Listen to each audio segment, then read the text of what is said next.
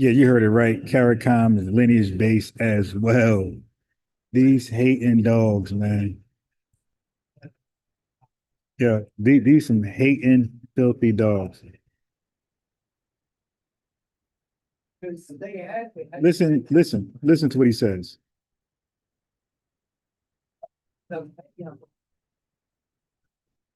We got an early super chat in the building. Lineage love from Alexis Berry, $2. She says delineation is a must. Facts. I agree 100%. Thanks for the lineage love. Thank you. Look at this hypocrisy. Breeze Omega, Alexis Berry, I am 6, Snatch, Adam 69. Look at this hypocrisy. And Haiti gives them guns and everything else Hillary. on one condition: you help free the slaves.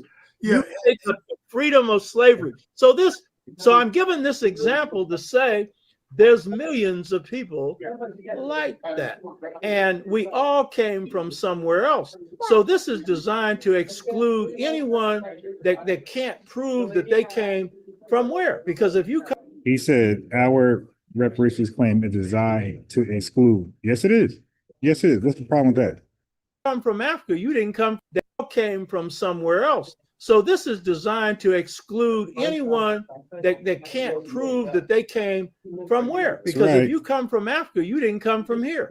You know what I mean? And furthermore, it also included under your definition. Right. And it also divides Black people. Can you imagine one person who was born or mother was born in Jamaica and then they were born here in the United States? They don't get reparations. This whole lineage-based stuff is confusing. Now, to the person that asked the question, the report that I so the lineage-based stuff is confusing to him. He claims, and it's supposed to be a reparations expert. He's supposed to travel all these countries. It is highly unlikely that an African-born Black American can make an individual claim for reparations under the current framework of the Caribbean Community, Caricom. Reparations Commission, CRC. The CRC is focused on state-level claims against former colonial powers, not on individual claims from citizens of other nations, not on individual claims from citizens of other nations.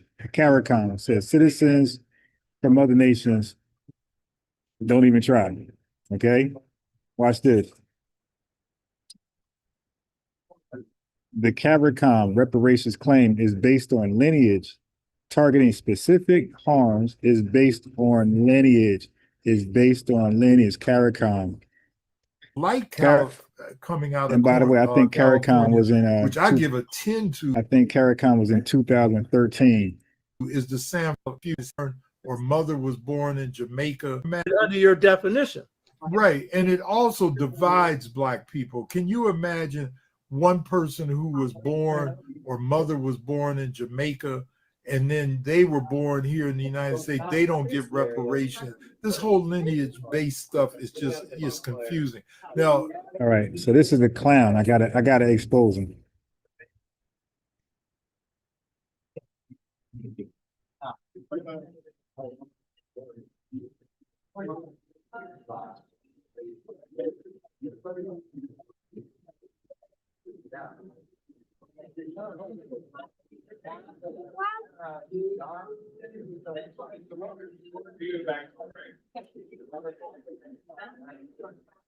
God dang.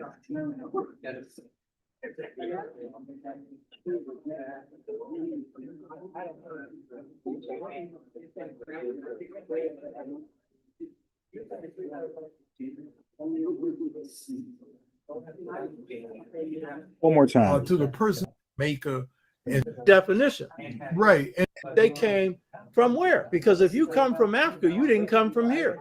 You know what I mean? And furthermore, it also included under your definition.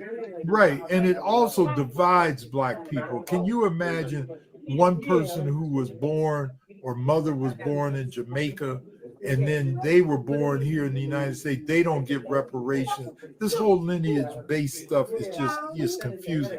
Now, to the person that I just took both of them that fast. I showed the hypocrisy. All right, shall we go further? Why are we gonna stop right there? Let's go ahead and do some good research. So let's dig deeper. Let's ask ChatGPT. Okay, it says Caricom is lineage-based too. The Caricom Reparations Commission, CRC, doesn't demand reparations for all Black people everywhere. Their claim is specific to descendants of enslaved Africans in the Caribbean and their nations, targeting European powers, UK, France, Spain, Netherlands, etc. You have a 10-point reparatory justice plan: education, health, debt cancellation, repatriation options, etc. That only applies to people descendant from chattel slavery in the Caribbean. This is lineage-based, these two old fools. Not to Africans on the continent or Black Americans in the U.S. Look who's excluded. Look who's included. Folks in the Caribbean, and who's excluded are Africans on the continent and Black Americans in the U.S. That means Caricom is lineage based. Yeah, thank you. That means that Caricom is lineage based by definition. Caribbean slavery descendants, reparations from European enslavers. Watch it. Watch this. Yo, we caught them completely hating, making themselves look fool and discreditable.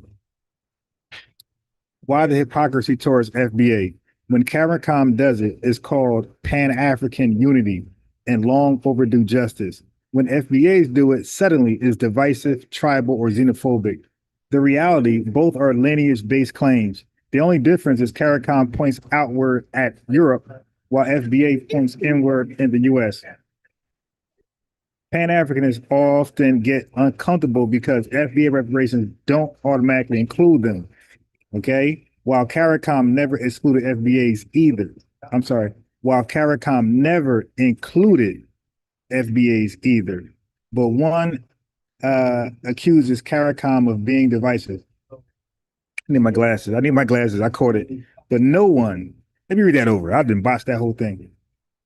I'm embarrassed with glasses. I don't take it out in public. Pan-Africanists often get uncomfortable because FBA reparations don't automatically include them, while CARICOM never included FBAs either. But no one accuses CARICOM of being divisive at all. President across diaspora, Jews and Holocaust reparations, lineage-based. Descendants of Holocaust victims receive targeted payments from Germany and insurance companies. Japanese Americans, lineage-based. Reparations went to U.S. citizens who were directly interned or their immediate families. Indigenous tribes, lineage-based. Benefits tied to tribal enrollment and ancestry, not all people of color. CARICOM nations, lineage-based by colonial history. Reparations is always lineage-specific. Reparations is always lineage-specific. That's the point. It's about repairing particular harms to a particular group. Got him. If CARICOM reparations isn't divisive, then neither is FBA reparations. Both are simply claims rooted in historical specificity. No one tells Jamaicans they should include Nigerians or Haitians. They should include, or Haitians, they should include Ghanaians or Ghanaians, whatever you call them, in their reparations fight. So why should FBAs include everyone? CARICOM leaders explicitly say their claim is for Caribbean slavery descendants only. That's never been criticized as xenophobic. Pan-Africanists wants FBA to universalize reparations, but never apply that logic at home. That's selective and unfair. Let's close it out. So reparations by definition must be lineage-based. CARICOM, Caribbean descendants versus Europe, FBA, U.S. descendants versus America, both follow the same principle. The only division comes from outsiders who want access to benefits meant for another group. Piece of trash tethers, Pan-Africanists. I call them Pan-Africans. Now, recently, you see a lot of Pan-Africanists keep playing Malcolm X because he said, we are Africans in America. And that's supposed to be law to us because Malcolm said it. Ask question. The report that I like coming out of California, which I give a 10 to, is the San Francisco study, which is 500 pages. They had a commission as well, and it's race-based, and it was a counterpoint to what the California State Commission did. So I would read, and now that I would give a 10 or even a 15 to that study. It is brilliant. And so it's race-based as well. That study that made it brilliant? Well, because it's race-based. And they're saying now that every Black person in the city of San Francisco ought to get $5 million. They talk about housing. They talk about everything. It's a brilliant study. It's online, and you can. All right. So like I was saying, my bad. I got cut off. Older white lady was giving compliments to my son. Anyway. as I was saying, they like to use Malcolm X as our king, as our leader. He said it, so it must be true. Malcolm X said, oh, we're Africans in America. See, he said we're African. Yeah, but that was Malcolm X post Nation of Islam. He's saying stuff to get mad at to get back at Elijah Muhammad. But I got Malcolm X within the Nation of Islam.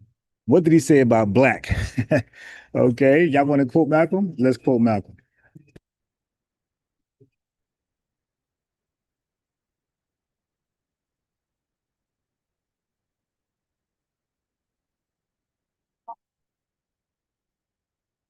Okay, Malcolm's going to agree with my assessment on who's black and who's not, and who is the father of calling people black. All right, so we're going to kill it with their leader, Malcolm X. And he's going to tell you the origin of black, who started it, who started calling people black as an ethnonym first, right? In a positive light, in a proud sense, not in a derogatory sense like the white man. All right. But before I do that, let me look at the chat. Let's see who's in the building. All right.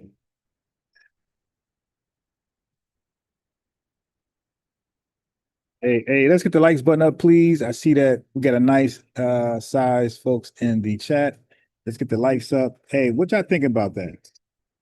Yeah, Elijah Muhammad definitely made Malcolm. And you got to understand, bro, you got to put everything in context. When Malcolm X left the Nation of Islam, he was trying to get back at Elijah Muhammad. So some things he said was accurate, and some things he just was picking at him. And that African stuff, he was definitely picking at him because the Nation of Islam never taught we were African. They taught we were black. You're going to hear from Malcolm on mouth. But what do you guys think about that? The hypocrisy that Caricom is lineage based. Matter of fact, all reparations are lineage based. But let's focus on Caricom. That Caricom is lineage based, and these tethers, these Pan-Africanists, they never say Caricom is divisive. Only FBA. Oh, they're against lineage based reparations. It should be race based. Yeah, this is family. If that ain't the final straw, then nothing is. That is the final straw because they push for race-based reparations for FBA ADOS only. Everybody else get to have their lineage-based claims. If they ain't the final straw, if these guys are ops, these guys are COINTELPRO, I don't know who they for. They could be for Russia, they could be for Africa. I don't know, but they're COINTELPRO from foreign agency. All right.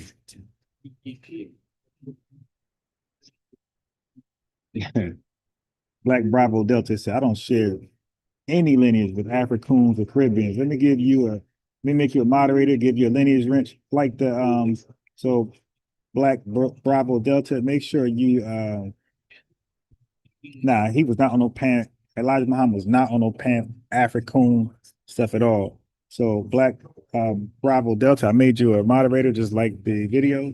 Subscribe, thank you. Kiel Hall, Ricardo Flott. We got Miss D, 6 Women's Sports in the building. We got H, we got Claw Zandan, we got Needle Swain, we got Hustle Network. We got African Goddess in the building. She says you can't claim reparations for something which did not affect you or your ancestors. Many people are entitled to reparations, but it's for different things and from different sets of people, right? Four Langs in the building. We've got Gary Chevalier in the building. We have first class citizen in the building. We have Ricardo Flott, Alexis Berry, and who else? Guillory. We got Moon Duck Maximus. He missed the live yesterday. Yeah, he definitely sounds foolish. Let me give LA Hopkins a lineage wrench. Let me make you a moderator as well. Just make sure you like the video once you get your wrench. And subscribe. Hit the notification bell, know I'm live. Thatcher Ohio Pudding in the building. Leonard de Yuda. And Alexi Berry has sent the early super chat. The lineage love is present. Thank you for the lineage love. $2 super chat. She said delineation is a must, and I agree 100%. I am 6 in the building and Snatch Adam 69. Right. All right. So Flowers Galore, Smoke One. The cat is out the bag.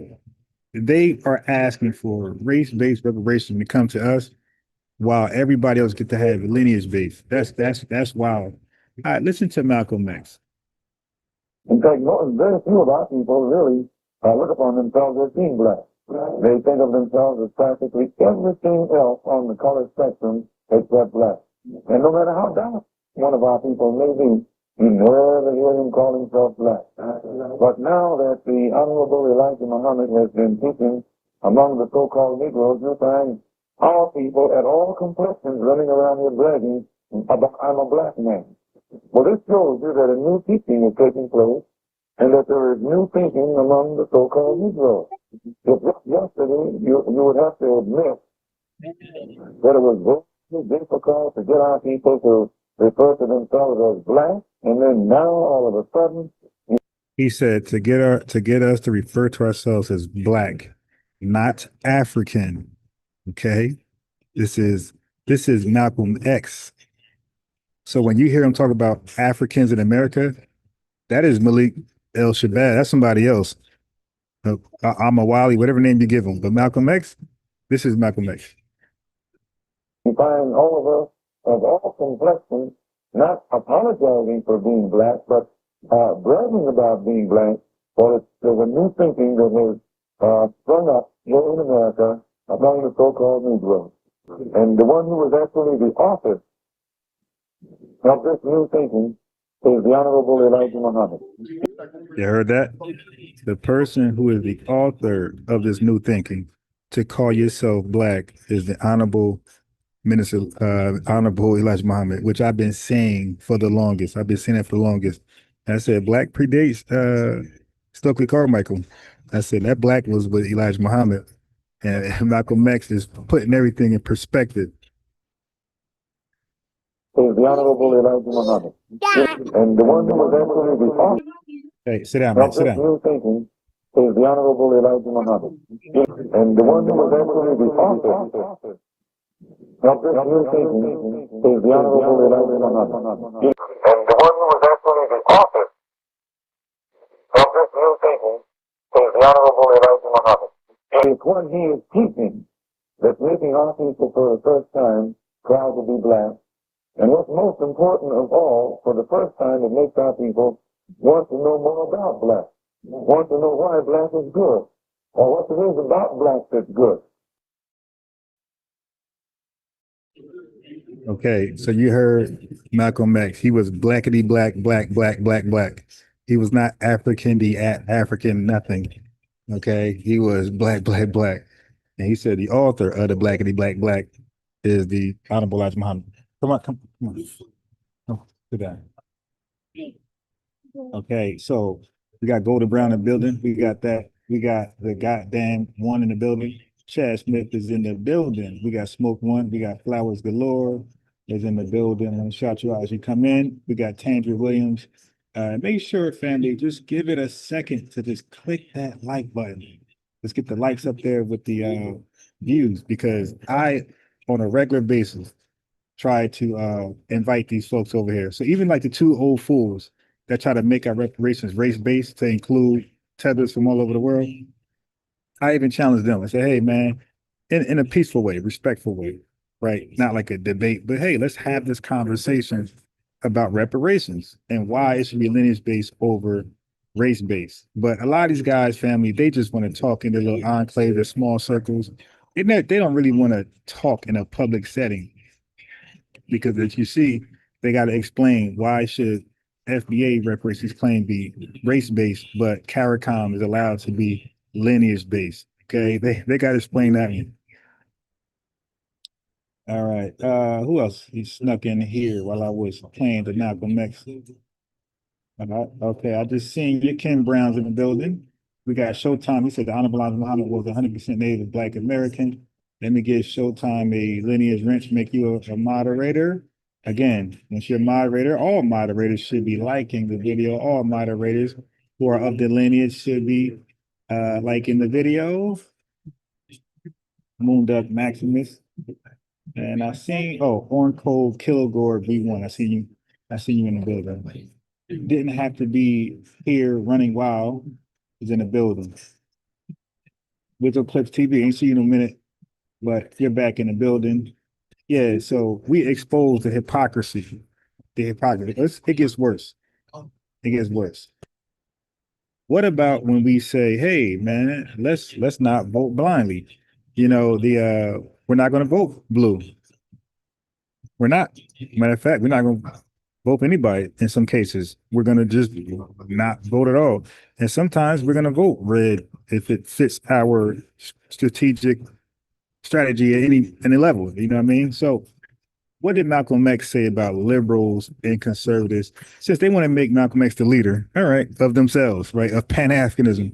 All right, so now you see how he felt about black. We're black, blackity black, black, black. We're not African. That's why our acronym is Foundational Black America. So it goes with Malcolm X agenda. You dig? As far as a name identifier, an ethnonym. So we are fulfilling that part that Malcolm X was so proudly able to promote. Now, what did he say about liberals and conservatives? Did Malcolm X say, hey man, if you criticize the liberals or the Democrats, then you're team white supremacy and you're MAGA and you're aligning yourself up with white nationalists? Did he say that? Let's see what he said.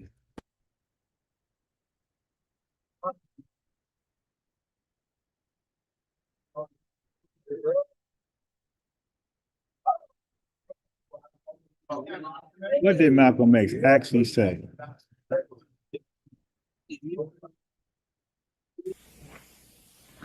In this crooked game of power politics here in America, the Negro, namely the race problem, integration, civil rights issue, are all nothing but tools used by the whites who call themselves liberals against another group of whites who call themselves conservatives, either to get into power or to retain power.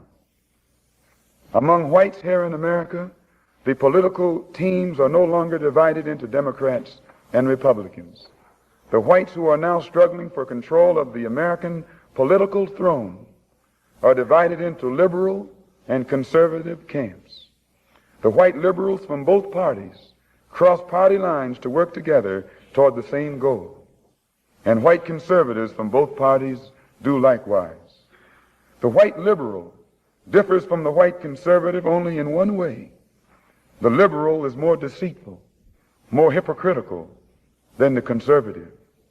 Both want power, but the white liberal is the one who has perfected the art of posing as the Negro's friend and benefactor. And by winning the friendship and support of the Negro, the white liberal is able to use the Negro as a pawn or a weapon in this political football game that is constantly raging between the white liberals and the white conservatives. The American Negro is nothing but a political football, and the white liberals control this ball through tricks or tokenism, false promises of integration and civil rights. In this game of deceiving and using the American Negro, the white liberals have complete cooperation of the Negro civil rights leader, who sell our people out for a few crumbs of token recognition, token gains, token progress. In the New York Tribune, in an editorial dated February the 5th, 1960, they pointed out that out of 11 million qualified Negro voters, only 2,700,000 actually take time to vote. This means that, roughly speaking, only 3 million out of the 11 million Negroes who are qualified to vote take an active part. And the remaining 8 million remain voluntarily inactive. And yet it is this small minority, the 3 million Negro voters, who help determine who will be the next president. If who will be the next president can be influenced by 3 million Negro voters, it is easy to see why the presidential candidates of both political parties put on such a false show with the Civil Rights Bill and promises of integration. They must impress the 3 million voting Negroes who are the actual integration seekers. And if so much fuss is made over these 3 million integration seekers, What would the presidential candidates have to do to appease the 8 million non-voting Negroes if they ever decided to become politically active? They hold the balance of power. Who are the 8 million non-voting Negroes? What do they want? And why don't they vote? The 3 million Negro voters are the so-called middle-class Negroes, or high-class Negroes, or uppity Negroes, who are referred to by the late Howard University sociology professor E. Franklin Frazier as the black bourgeoisie, who have been educated to think as patriotic individualists with no racial pride whatsoever, who believe in and look forward to the future integrated, intermarried society that is constantly being promised to them by the Negro politician. And therefore, this integration-minded 3 million minority remain an active part of the white-controlled political parties. But it must never be overlooked that these 3 million Negro integration seekers are only a small minority of the 11 million qualified Negro voters. The 8 million non-voting Negroes are the majority, the downtrodden black masses. They have refused to vote. They have refused to take a part in politics because they reject the Uncle Tom approach of the clergy politician leadership that has been handpicked for the so-called Negroes by the white man himself. This clergy politician leadership does not speak for the Negro majority. They don't speak for the black masses. They speak for the black bourgeoisie, the brainwashed, white-minded, middle-class minority, who, because they are ashamed of their race, because they are ashamed of being black, and don't want to be identified with black, they are seeking to lose this black identity by mixing and mingling and intermarrying and integrating with the white society. The race problem cannot be solved by listening to the white-minded, brainwashed minority. The white man must try to learn what the black majority wants. The president would be wise to try and learn what the black masses want. And the only way to find this out is by listening to the man who speaks for the black masses. And I can declare to you tonight and to the entire world that the man here in America who speaks for the majority, the downtrodden, dissatisfied black masses, is this same man who so many thousands of our people are flocking toward to see and hear. This same Mr. Muhammad who is labeled by you as a black supremacist and as a racist and as an extremist. If the 3 million middle-class Negroes are casting their ballots for integration and intermarriage, what do the non-voting black masses who are in the majority want? Find out what the black masses want, and then perhaps America's grave race problem can be solved.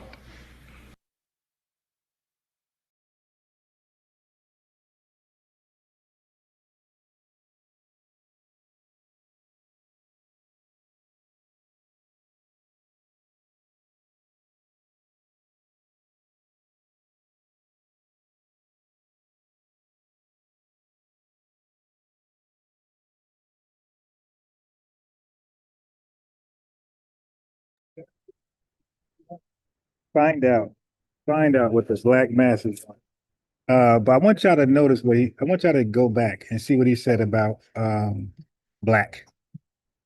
Okay, hold on. Let's not go too far. Negro voters, white-minded, middle-class minority, who, because they are ashamed of their race, because they are ashamed of being black, and don't want to be identified with black. I gotta clip that, family. I gotta clip that one. Ashamed, want to be called African American. Ashamed to be identified with black. I gotta clip that. They are seeking to lose this black identity by mixing and mingling and intermarrying and integrating with the white society.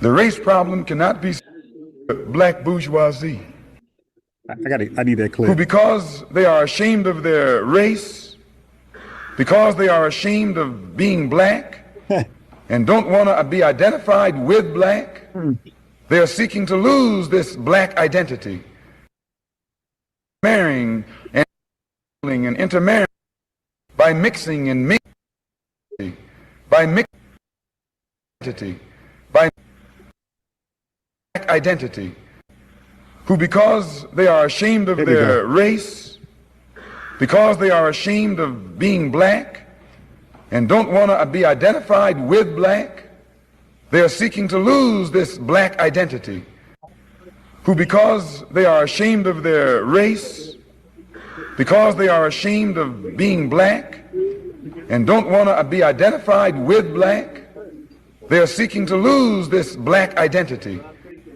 who, because they are ashamed of their race, because they are ashamed of being black and don't want to be identified with black, they are seeking to lose this black identity. They are seeking to lose this black identity. They're seeking to lose this black identity, and they want to be called African American. They want to be called something else than black. That's Malcolm X. Y'all want to quote him? Let's quote him. Ball game.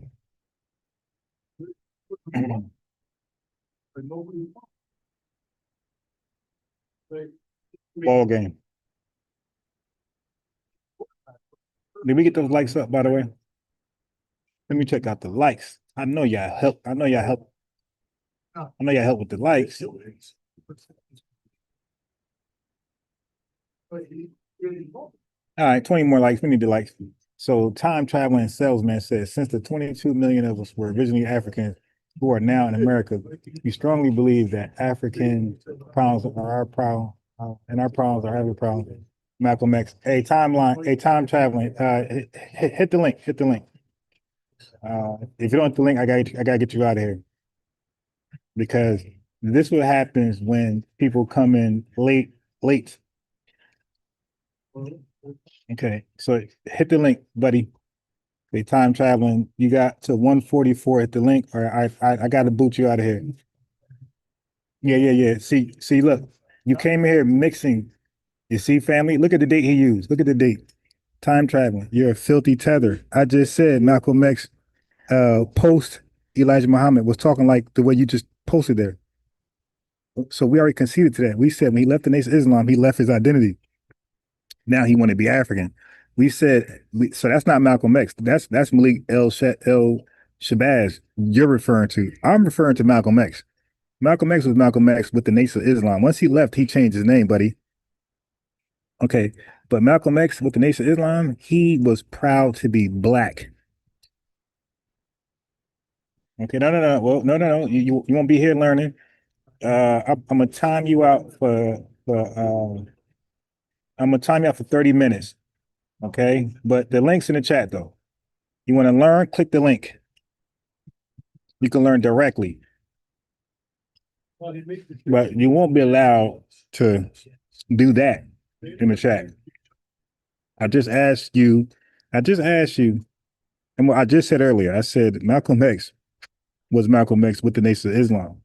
And he said Elijah Muhammad, right, was the first to talk about being black as an identity in a positive light. F on them. And I said post Elijah Muhammad, he was talking that African stuff, really to throw shots at Elijah Muhammad.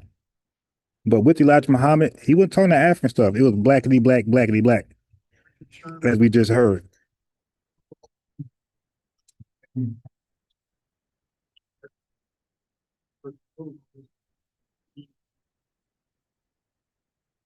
(227) Find your identity in the chat. You're timed out for 30 minutes, and you will be 24-hour timed out again, buddy.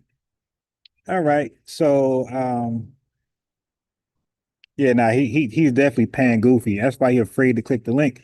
And the link is only for time, the time cone. And if he does not click the link at all, and he comes, but he got a whole half an hour. I timed him out for half an hour. But he has a whole half an hour to click the link.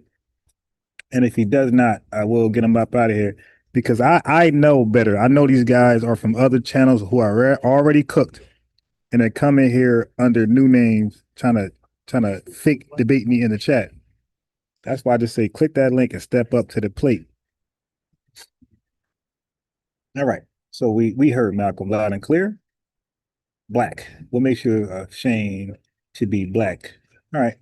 So now let's go into the Pan-African coon. All right, 1 second.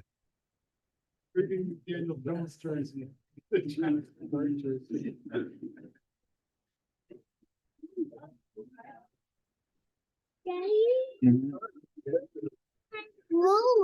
Mhm.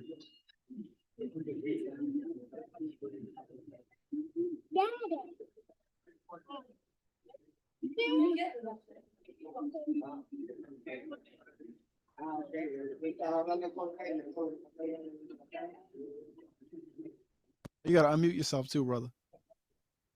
All right. You can hear me, right? Yes, sir. Yes, sir. Appreciate you having me. I'll try to be as quick as possible. Just chiming in on the topic. You know, I want to just say I feel like there is a cultural revolution going on when it comes to foundational Black Americans or Black Americans, and we have to admit and acknowledge that for the first time in history, Black Americans are starting to take this pride in their culture, their lineage, and so forth. It's not a movement or organization, more so it's a bloodline that a lot of Black Americans are identifying with. We have people in our family, elders in our family, who have always told us, hey, I don't know much about Africa. My lineage is rooted in this American soil. We have grandparents that have always mentioned that to us. So I think what we're experiencing is Black Americans, foundational Black Americans, indigenous, aboriginal, whatever we want to call them, you know, native, Black Indians, whatever. For the first time in history, they're starting to take an unprecedented amount of pride, love, and self-respect in this American soil. Black people never was proud to rep the American flag. We were all told that we came from Africa and we were trying to get back what we felt was taken from us, which is our African culture, our African lineage. So I just feel like it's getting distorted in the messaging, and you know, not just you, but a lot of people are acting as if Black Americans are being divisive because they're simply saying, you know what, I love and embrace my lineage and my connection to this American soil. And that's the whole big issue. And the last thing I'll say, when the elder Professor James Small said, I think Tariq Nasheed is wrong for, he said, I think he's wrong for condemning Black people just because they have immigrant background. I think that's where it became misleading, because everyone can admit that Tariq has never just went at a Black African because he's from Africa. It's only when we get in these Twitter spaces and there may be bots or there may be trolls, I can admit that. And when the insults are thrown towards Black Americans, of course, they throw them back. Whether that's childish and that's counterproductive, that's a different story. But I think that's the only thing I heard from that interview you did, that Professor was a little misguided in saying those are the words he said just because they're immigrant background, Tariq is going to condemn or whatever you want to call it. Yeah. Well, Brother King Messiah, first of all, I appreciate you for, pulling up for the conversation. As I was listening to you speak. Before he respond, the holy FBA Codex TV1, salute to you. Salute to that scholar right there. Beautiful brother. Definitely got a lot of information and got a lot of wisdom, man. I love when he hop on the panel, especially when he's defending the linear against the tether or a Pan-Africanist or even a white supremacist. I think he attacks it from a different angle than and I think is great to have us defend the lineage from different angles. So we don't parrot, right? We don't try to beat each other like these Pan-Africanists and tethers. They repeat the same arguments, same points. They sound the same, just like robots. Not us. We attack it different ways. We have different arguments, and we don't agree on everything anyway. But I want to say that the holy FBA is that, brother, sometimes you got to, because I know you said you're trying to work on snapping on cats. But that's why that's why those folks right there is for you. They're to test you to see if, because a lot of times by ourselves, we can feel like, all right, I got it. I'm cool. I ain't gonna snap until that person is put in front of you. And then the real challenge starts right there. So, but I think you did good versus revenue though. Yeah, but that guy was stupid on a whole other level. Asaya, wow, peace to you. Jay Sanders, Ray was in the building. Jace, who else? Somebody else came in the building. I was playing the video. All right, but anyway, this is a Mawali, Africa. Some coon who claims he's FBA, but he's the one that tried to get Baba Smalls to attack FBA and Tariq Nasheed. And you see that that didn't turn out good, because when he got called by Tariq Nasheed, he cowered out and said he was FBA. But listen to this coward response. Speak, my wheels were spinning. It's funny because you mentioned that Tariq has never condemned an immigrant for being an immigrant, but he referred to me as a tether just because I disagreed with him. Right? I'm not who they would. It's funny, right? Even the introduction of the concept of a tether. Do you know where that word has its origins from? I believe it was from, the movie Us, the immigrants here in America that don't acknowledge their immigrant background. Hold on one second. I'm gonna let you go finish. Yeah. Prior to 2019, was that word used in popular Black American culture? No. And by the way, I did challenge this coon also. I said, bro, do you only send invites or do you accept invitations? Because I said, I'm inviting you to my channel to have this conversation, because he don't leave from his channel. He only debate FBAs from his space. And for the most part, he's respectful, you dig, but still, you can't always be home. You gotta be away. So I invited him over here to have a discussion in front of you guys. And I want Holy FBA Codex around if it's available, because this guy, he don't mind talking for 2-3 hours. This Omawale guy. So I felt like we could do the same thing that we did to Pan-African James with this guy. What group of Americans was using that word prior to 2019? I have no idea. Okay. Well, so the word is a popular term among white nationalist groups, particularly white nationalist groups who are anti-immigrant. So the fact that that term was picked up by Black Americans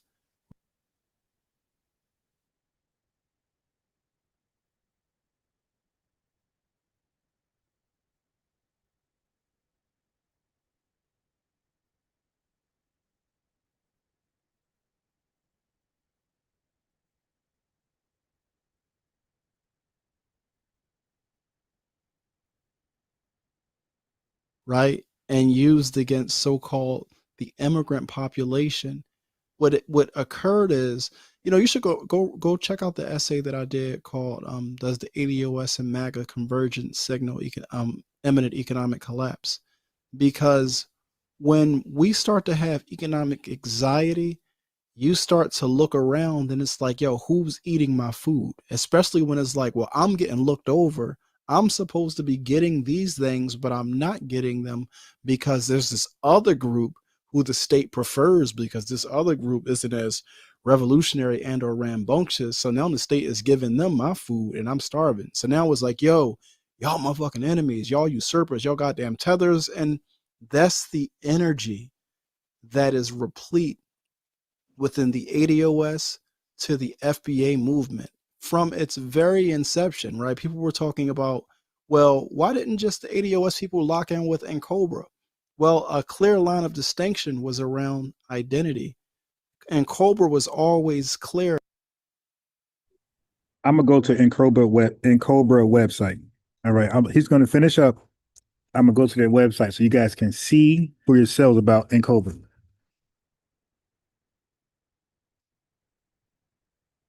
That we are an African people, right? Our race is African, but our ethnic group, we're African Americans. They were always clear on that. And when you say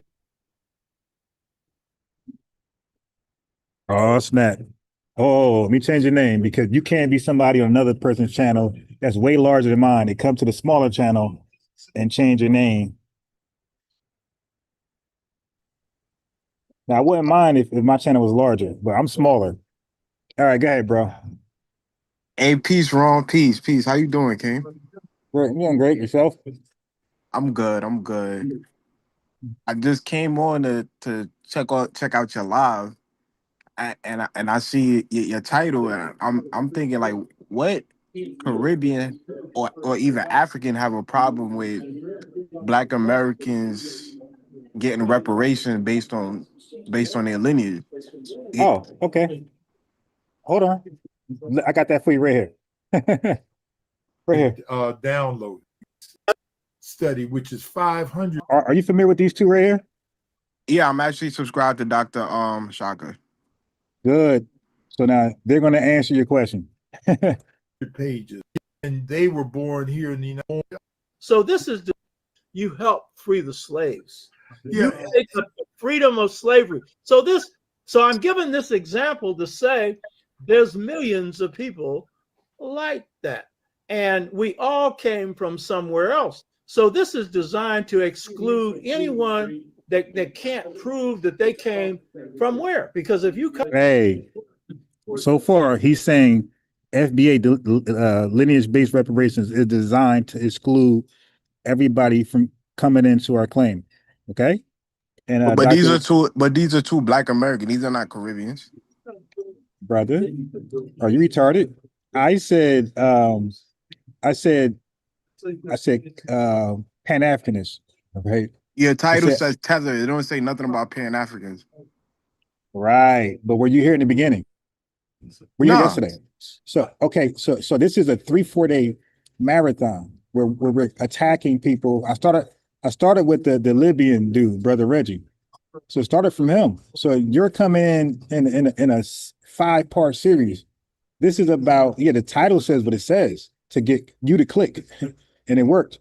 Now, but it's really about people who have a problem with lineage-based reparations. Again, I went live 3 times yesterday just on this, and the day before. So I did about 5 total lives going on reparations only. Okay, so it's about people who are upset at lineage-based reparations. And you said when you called in, you don't know why a person would have an issue with that.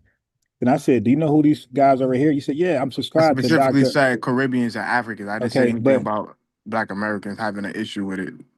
Wait, what's his nationality right here? The Dr. Oba guy. They're both Black African Americans. When did he say he was an African American? This guy right here. Bro, he's an African American. No, but when did he say that? I mean, that's well known. You could look him up. No, I did. And nothing. I did yesterday, and nothing stood out that he was that.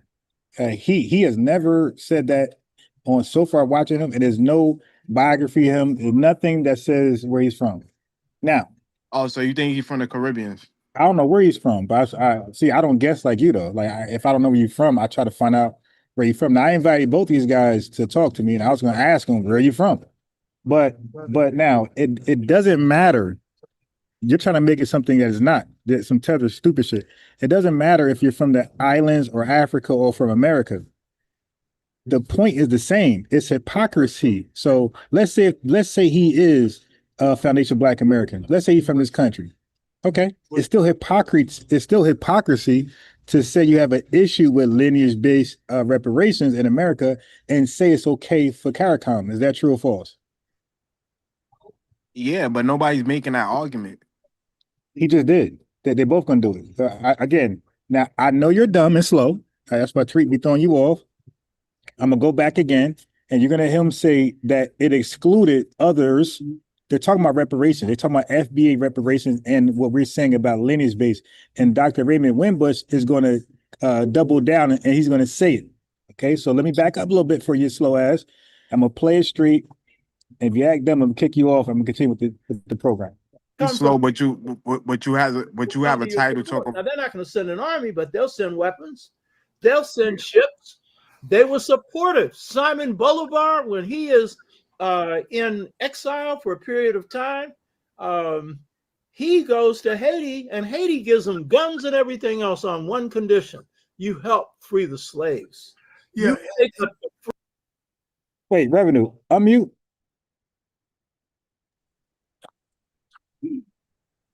Yeah. Okay, you said the title says what? You said, and I'm looking at the title. Right, It says read it. Caricom, lineage-based, and Tethers are quiet. Right. Right. You're quiet. Right. So the title is I don't correct. have a problem with lineage-based Well, reparations for Black Americans. wait, but hold on. I'm presenting the argument to you through these guys. So I'm saying Caricom is lineage based too, and tethers are quiet. See, you don't know why I'm saying you're quiet. I'm saying you're quiet based upon the argument I'm putting forward, and you're here now, and you're going to be quiet. Watch. Once I played what these guys said about it, I'm gonna get your response, and you're going to be quiet. Watch. freedom of slavery. So I'm giving this example to say there's millions of people like that, and we all came from somewhere else. So this is designed to exclude anyone that can't prove that they came from where. Because if you come from Africa, you didn't come from here. You know what I mean? And furthermore, it also included under your definition. Right. And it also divides Black people. Can you imagine one person who was born or mother was born in Jamaica and then they were born here in the United States? They don't get reparations. This whole lineage-based stuff is just confusing. Okay, unmute tether revenue. You're done. See, this is what happens when you guys call in and don't listen long enough. Okay, unmute. Okay, now are they talking about lineage-based reparations? Yeah. Are they talking about how are they upset that FBA? Are they as upset that FBA lineage-based reparations exclude other people who would call themselves African or Black? That's not don't have a lineage in this country. Look, it's real simple. Real simple, bro. I don't want the babble. Are they upset that FBA's reparations are lineage based? Yes or no? Based on that, I don't know the full context of the clip because I don't know if Okay, he said you. can I respond? Bye. No. Okay, dude. You said you watched these guys. You heard enough. You heard the context. He said lineage based. Okay, he hopped off. I didn't kick him off, family. I did not kick him off. He hopped off. Peace to Holy FBA Codex TV. Peace, Ron. What's up, man? Peace to What's going on, brother? you out here slaying the dragons still, I see. Man, I'm trying to get all of them, bro. I'm trying to. It's getting bad because they're actually hanging up now. Before I had to kick them off. Now he just hopping off voluntarily. Yeah, and he was still tripping because even with the title, you know, tether, can refer to the foreign tether class, but the action is still the same. You can, as a lot of Pan-Africans are tethering off of FBA too, because their economics Right. is surrounded around Pan-Africanisms, but the people they target for it is usually FBA. Like you won't see those. I mean, I won't say I never seen them, but how often do you see the Pan Africans over in like Jamaica or Trinidad selling their products to them, preaching to, the islanders and the Africans? No. So it's still like even the Pan Africanism here is still targeted at FBA for the most part, and no one else is held accountable for not participating in it. You see what I'm saying? So it's still a form of tethering and that's why a lot of the Pan Africans are fighting back so hard. First of all, I think you have some that are sincere. Like these guys, I mean, they're old as hell. They've been in this mindset for a long time, but like I keep saying, y'all got to realize these people, it's like a religion, but also their economics is tied into it. And so Yep. FBA is a threat to their business, because if we ain't doing Pan-Africanism no more, then who's gonna buy my hats? The Nigerians ain't gonna buy it. You see what I'm saying? And that's the ironic thing. they keep saying that like Pan-Africanism is supposed to be so inclusive, and I realize it, but it's always just us. It's like Right. no one's held accountable, and so their beefing, their Pan-Africans beef is really economic, and it's sad because they would sacrifice their people politically for their own view. Like, like at some point in time, everything evolves and gets better. And if you see that and you care about your people, why wouldn't you let your pride and ego go and say, I'm rolling with the youth? Because the youth have looked back and seen your hindsight. There's nothing you can say. It failed. It all failed. You see what I'm saying? And why they talk Yep. about like FBA is some new thing or whatever. So exactly, that's what the youth do, is push and pull. The fact that the elders are fighting against it actually goes against the whole so-called, wisdom of the elders and Right. the action of the youth. Once the youth go in another direction, the elders are not supposed to fight against them. They're just supposed to provide them wisdom on how to move, because Right.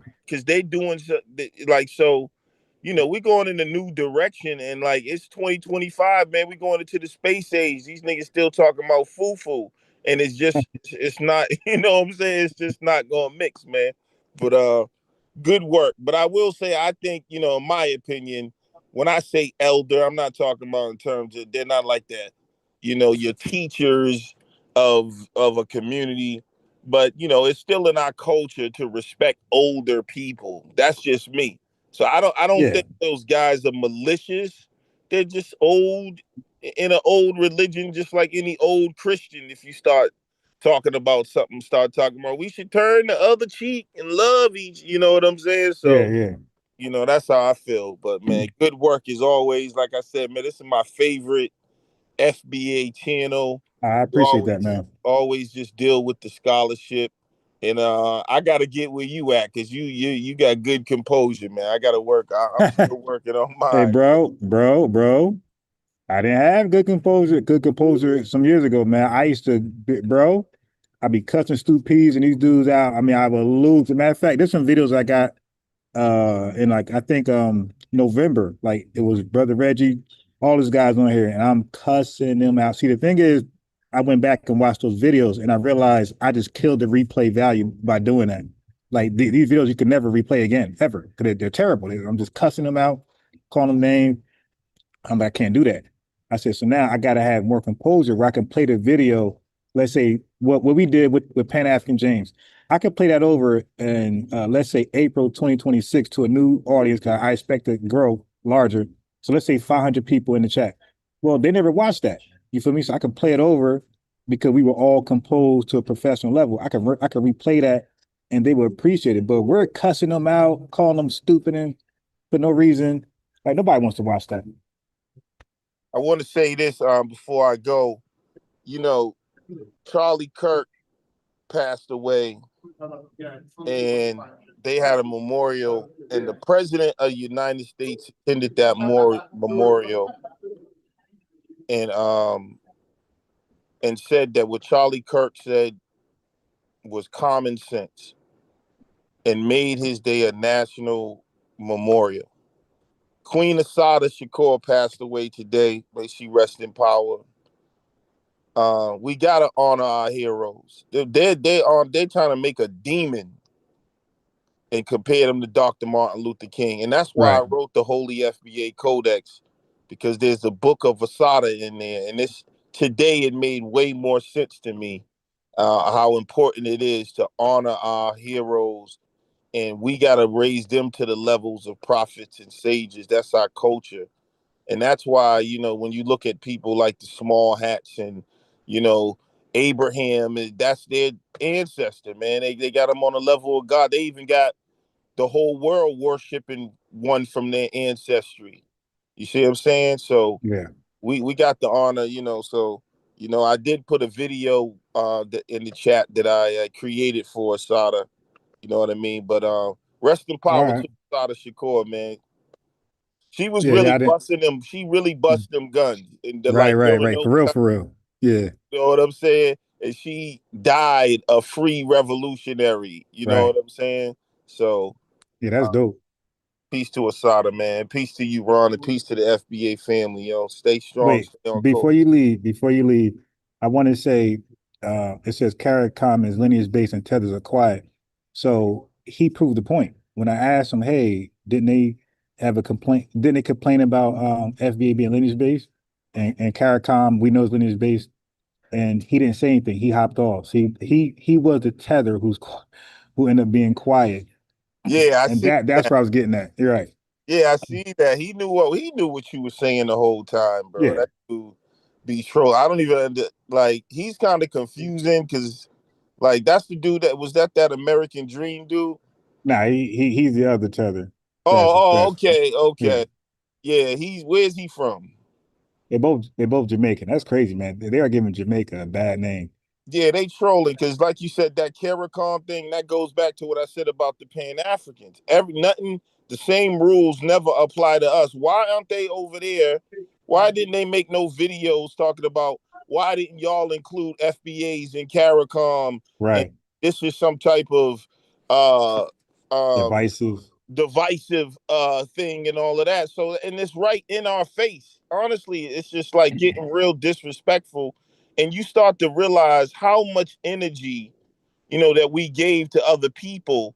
The fact that some of our own, you know they worship other people so much that they would go against their own lineage, man. that's That's that's crazy, man. that's deep psychology, man.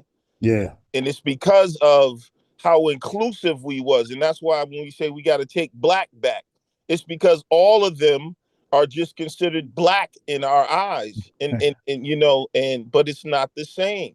And Right. so we can't without delineation, we can't even have no self-love because they just, so man, that's deep psychology, man. That's why the FBA delineation is right on time, and it's the strongest thing that we've done in the last probably 100 years, man. Getting back to that. Yeah.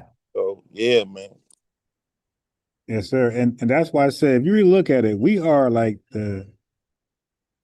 we're making history. Like we're like really the new civil rights movement, and we just don't know it. The Yeah, statement we're making, like this movement is what we're doing is going to be as big as the civil rights. Especially think about if checks get cut. Like what would be bigger than that other than the civil rights movement and the Civil War, or it'll be just as big. I can't even say bigger. yeah, and I'm saying that even the reparations is essential, but even without it, it's gonna lead. It's evolution. It's leading into the future because Right. it's gonna cause us to behave differently too. Yep. You see what I'm saying? It's gonna cause us to think about where we spend our dollar. You see what I'm saying? Yeah. Like I think about that now. You know what I'm saying? When I go get something to eat or whatever, I think Right. about, am I spending my money with an FBA, or can I find somebody who has what I'm looking for? That Right. alone is revolutionary, and then the pride, the children that's come to like these other nations. See, we never really acknowledged that war was declared on us. So you can't get prepared if you don't know you're at war. We have never really accepted and realized. We always seen it kind of like we was fighting against racism but nigga, we've been at war. War has Right. been declared on us. So Right. I think that is becoming more apparent. So Yeah. now you've been crippling your children. Other people prepare their children for war. If you watch white supremacy, I mean, from birth, they start teaching them how to deal with us. But we Yep. tell our children it's all good, it's all love, everyone loves us. No, you got to let them know what they up against, not to put fear in them, but you got to prepare them like I'm preparing you to compete because others are competing with you. You know what I'm Yeah. saying? Yeah. Yeah. Facts. So that changes the attitude of the youth. You know what I'm saying? And so that other stuff is what has been crippling us. And what we're doing, we're just like you said, the civil rights people. This is not gonna affect the now generation as much as 2 or 3 generations from now. Imagine the pride that they'll be born with, and they'll understand the political arena better. And now we have moved forward and made a leap. We've changed the mentality and protected our culture for for the next ones, man. So this is it's almost a sacrifice in a way, because it's making everybody an enemy, everyone our enemy, but it don't matter because they was already our enemies. Right. In a Yep. sense, at Yep. least we know now, and the line is clear, and we can see. And not everybody is our enemy too. We got to keep that in mind, because it could lean. Sometimes I do see things leaning maybe a way too negative, because we don't want to just.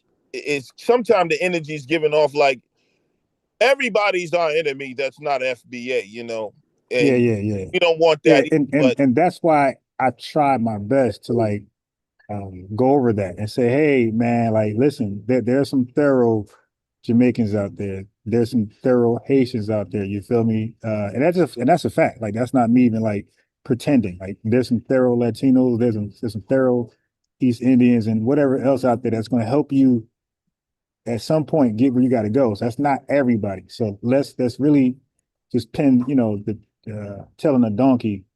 So let's call out those who are actually, injuring us and not brand the entire country or ethnic group. Right. And keep studying, man. I went back and I was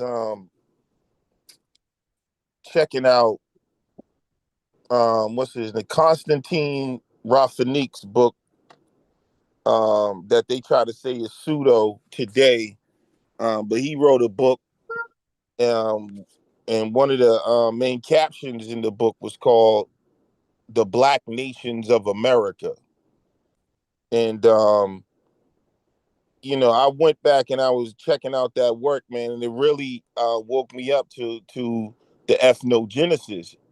Those white people knew that our people were already here, man, and it was Wow. well documented. Go back and check out that work, man, by Constantine Rafinik, "The Black Nations of America," man. And there were so many groups of people and tribes here in America that were labeled Negro with nappy hair and all type of stuff. So the FBA doctrine is precise. Right. It is the ethnogenesis is real, and we do have African roots, but we did not Yep. all come here on boats.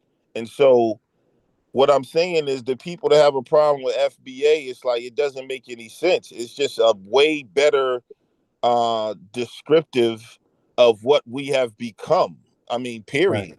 Yeah. And with that ethnogenesis. So I don't see no holes in FBA lineage at all. Only if the only holes I see is those that's created by those who won't benefit off of us no more. So it's a beautiful time right now, man, and I'm excited and happy for the youth, especially, man, because they, awaken to, it shows you nature.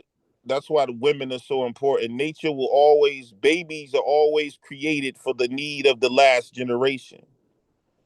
And that's why when people walk around condemning the youth in the streets that are gang banging or whatever, I don't. And because those babies were born from time periods where we wasn't able to be as expressive, or maybe you had to put your head down, or a lot of us is roaming around in fear.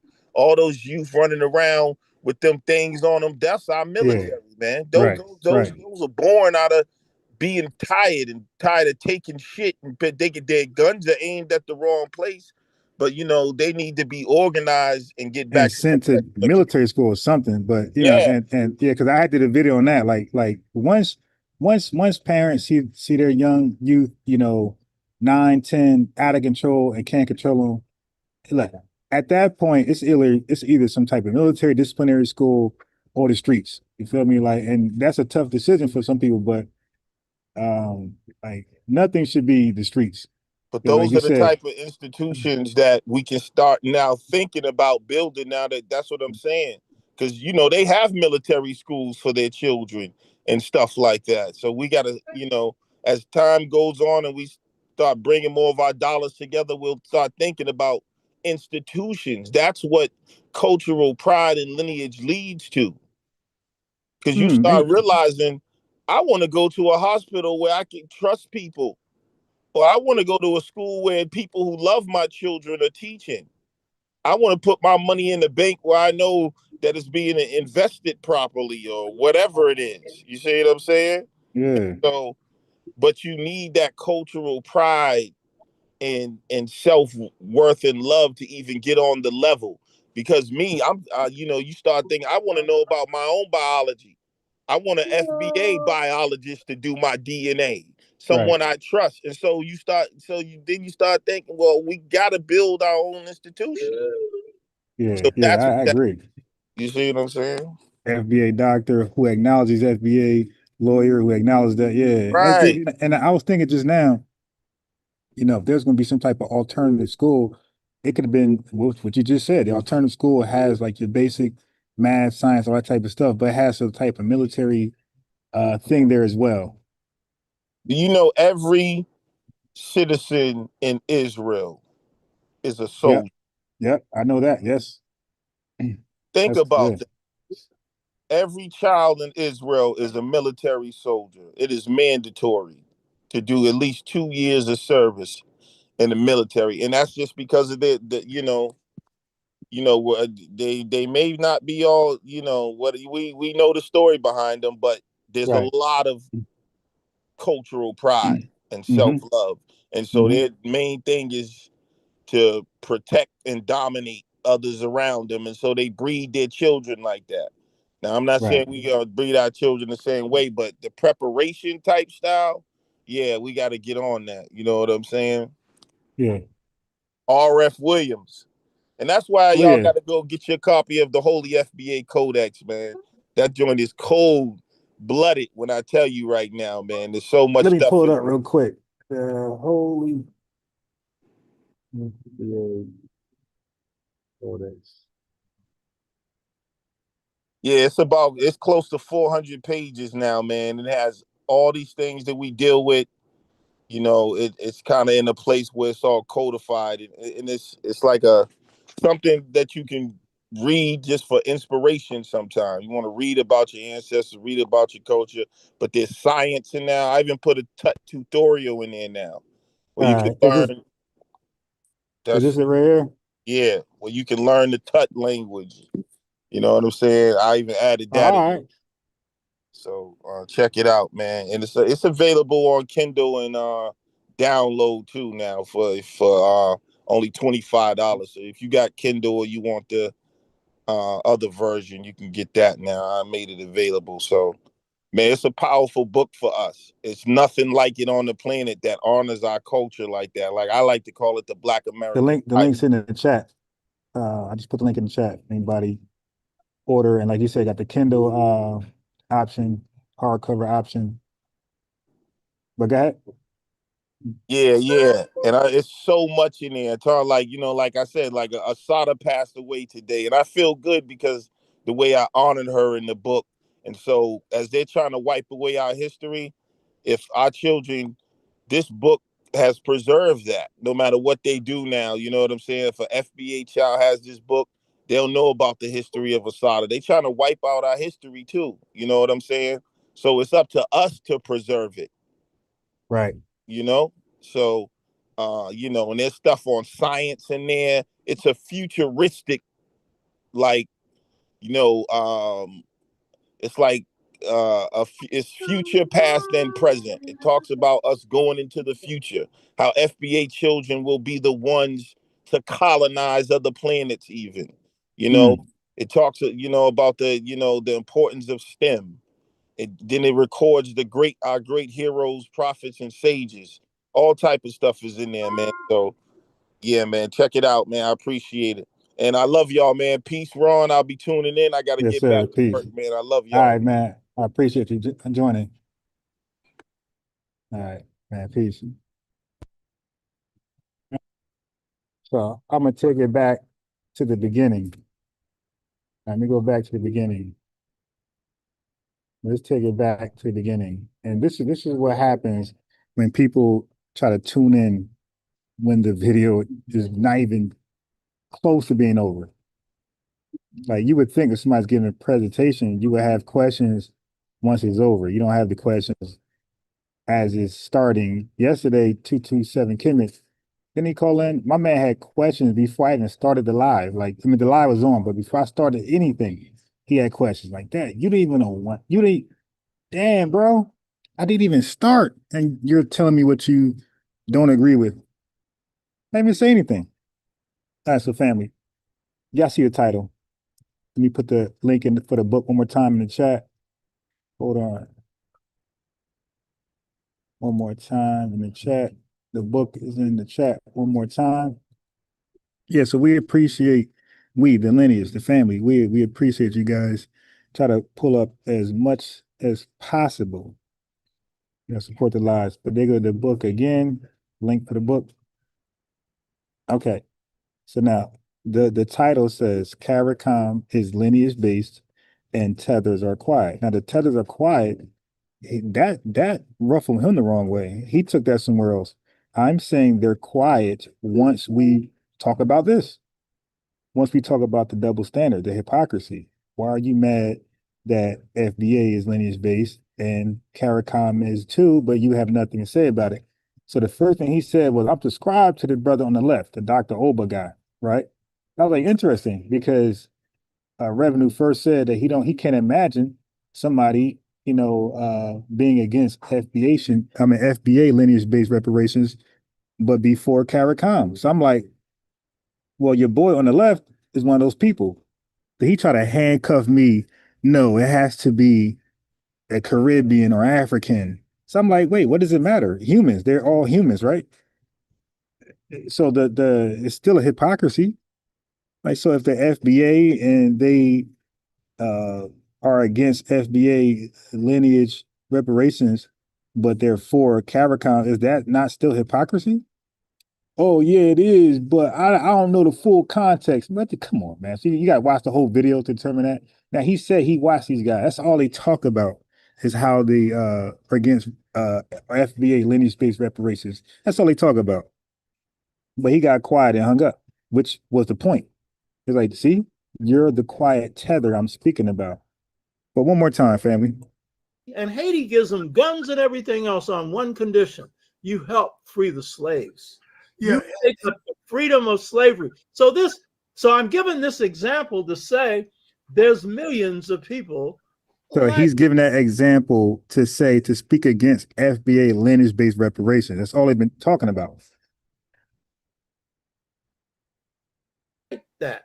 And we all came from somewhere else. So this is designed to exclude anyone that can't prove that they came from where. Because if you see, so it's called global fight for reparations. And he's saying that our fight for reparations exclude everybody besides FBAs. But are you that dumb where you can't put together the pieces very quickly? Come from anyone that can't prove that they came from where? Because if you come from Africa, you didn't come from here. You know what I mean? And furthermore, it also included under your definition. Right. Yeah, he said so. Africans are excluded under your definition, which is lineage based.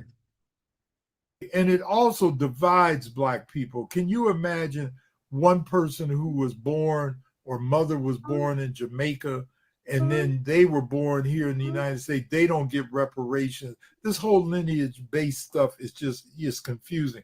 Now he actually said it. So he's picking up where Dr. Obus left off at, and Revenue is too stupid to understand. They're talking about lineage. I got to hear the whole context. He just says he's wrapping it up by saying, yes, this lineage-based reparations thing is confusing. So then I bring you here. So I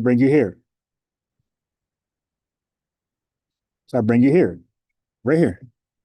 It is highly unlikely that African-born Black Americans can make an individual claim for reparations under the current framework of the Caribbean Community, Caricom, Reparations Commission, CRC, The CRC is focused on state-level claims against former colonial powers, not on individual claims from citizens of other nations. This is lineage-based. Okay? Now, let's go here. The Caricom reparations claim is based on lineage. Ball game. The Caricom reparations claim is based on lineage. Is lineage based. He just said he don't rock with lineage based reparations. So therefore, he don't rock with Caricom. Man, yo, all reparation claims are lineage based. Watch this.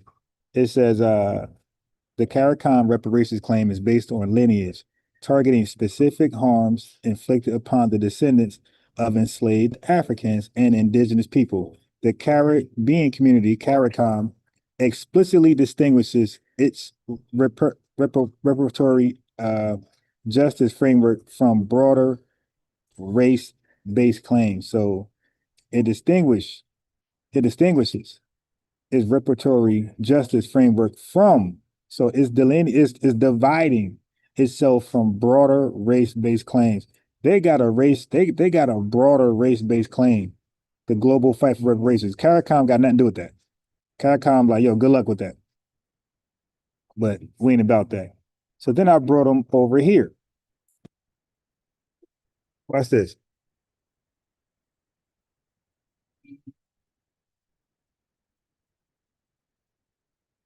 Then I brought them here. Hold on. Then I brought them here. President across the diaspora. Jews and Holocaust reparations, lineage-based. Japanese Americans reparations, lineage-based. Indigenous tribes, lineage-based. Caricom nations, lineage-based. Reparations is always lineage-specific. That's the point. It's about repairing particular harms to a particular people, not everybody, because a particular people were harmed. All right? So then that brought us to this. So that took us here. Okay. So now you're gonna hear a Nigerian woman ask, they're gonna ask her, is she black or African American? Watch how confused she gets, because they always call themselves Nigerian or by their specific clan or tribe. They never call themselves black or African American or black American. Listen. Politics of these things, but you would say, you say African American. Yeah. What's that mean for you? It just means that, like me, like I know like a lot of people, like African Americans in general, like black people say they're African American, and like that always confuses me sometimes. That always confuses her. Okay, that's the point. Watch this. Now we're gonna go to a where's she from? Oh, a Haitian woman. Check this out. You identify as African American? No. Well, I lie. I'm lying. Okay, systematically, yes, because that was the only box I had. So she's saying the forms that Jesse Jackson helped put together with liberal Jewish politicians. The form is the only way she resonates with African American. Black, but like as I got older, I was like, but I'm not African American. So you're also half Hispanic. Yeah. Okay, so I'm not African American. So they are confused, right? So y'all trying to make them African American, they're trying to make them black, and it just confuses these folks from Africa and the Caribbean. That's why I say, man, let me just save y'all the confusion. You're not black. If you're in America and you got residence here or citizenship here, then you are Jamaican American. You are Nigerian American. You are whatever you want to be plus American, but you're not African American, because that's nothing. That's nothing. And you're not Black American. We know that. So just save the confusion and call yourself your country plus American if you're a citizen. Real simple. Now Malcolm X put it this way. So I played this earlier. Who, because they are ashamed of their race, because they are ashamed of being black, and don't want to be identified with black, They are seeking to lose this black identity. Now he's talking about Pan-Africanists, FBA Pan-Africanists. He's saying that they are ashamed to be black and they want to lose their black identity. This is, they made Malcolm X their default leader after Marcus Garvey. And you know what's interesting? The Honorable Elijah Muhammad never said one thing about Marcus Garvey, not one thing in all of his writings. He never said one thing about Marcus Garvey. So I was trying to tell you guys, in FBA history in this country, we never believed Marcus Garvey was good for our ethnic group. We never did. Elijah Muhammad never said one thing about Marcus Garvey. Who, because they are ashamed of their race, they're ashamed of their race, these Pan-Africanists. Because they are ashamed of being black. They are ashamed of being black, so they will consistently say they're African American. And don't want to be identified with black. They don't want to be identified with black, so they'll keep saying they're African American, they're African American. They are seeking to lose this black identity. They want to lose that black identity. That's embarrassing, yo. Malcolm X prophesied these Pan-Africanists. So now let's get back into what we were doing right about here. No. What group of I want to call it? Yeah. Well, Brother King Messiah, first of all, I appreciate you for, pulling up for the conversation.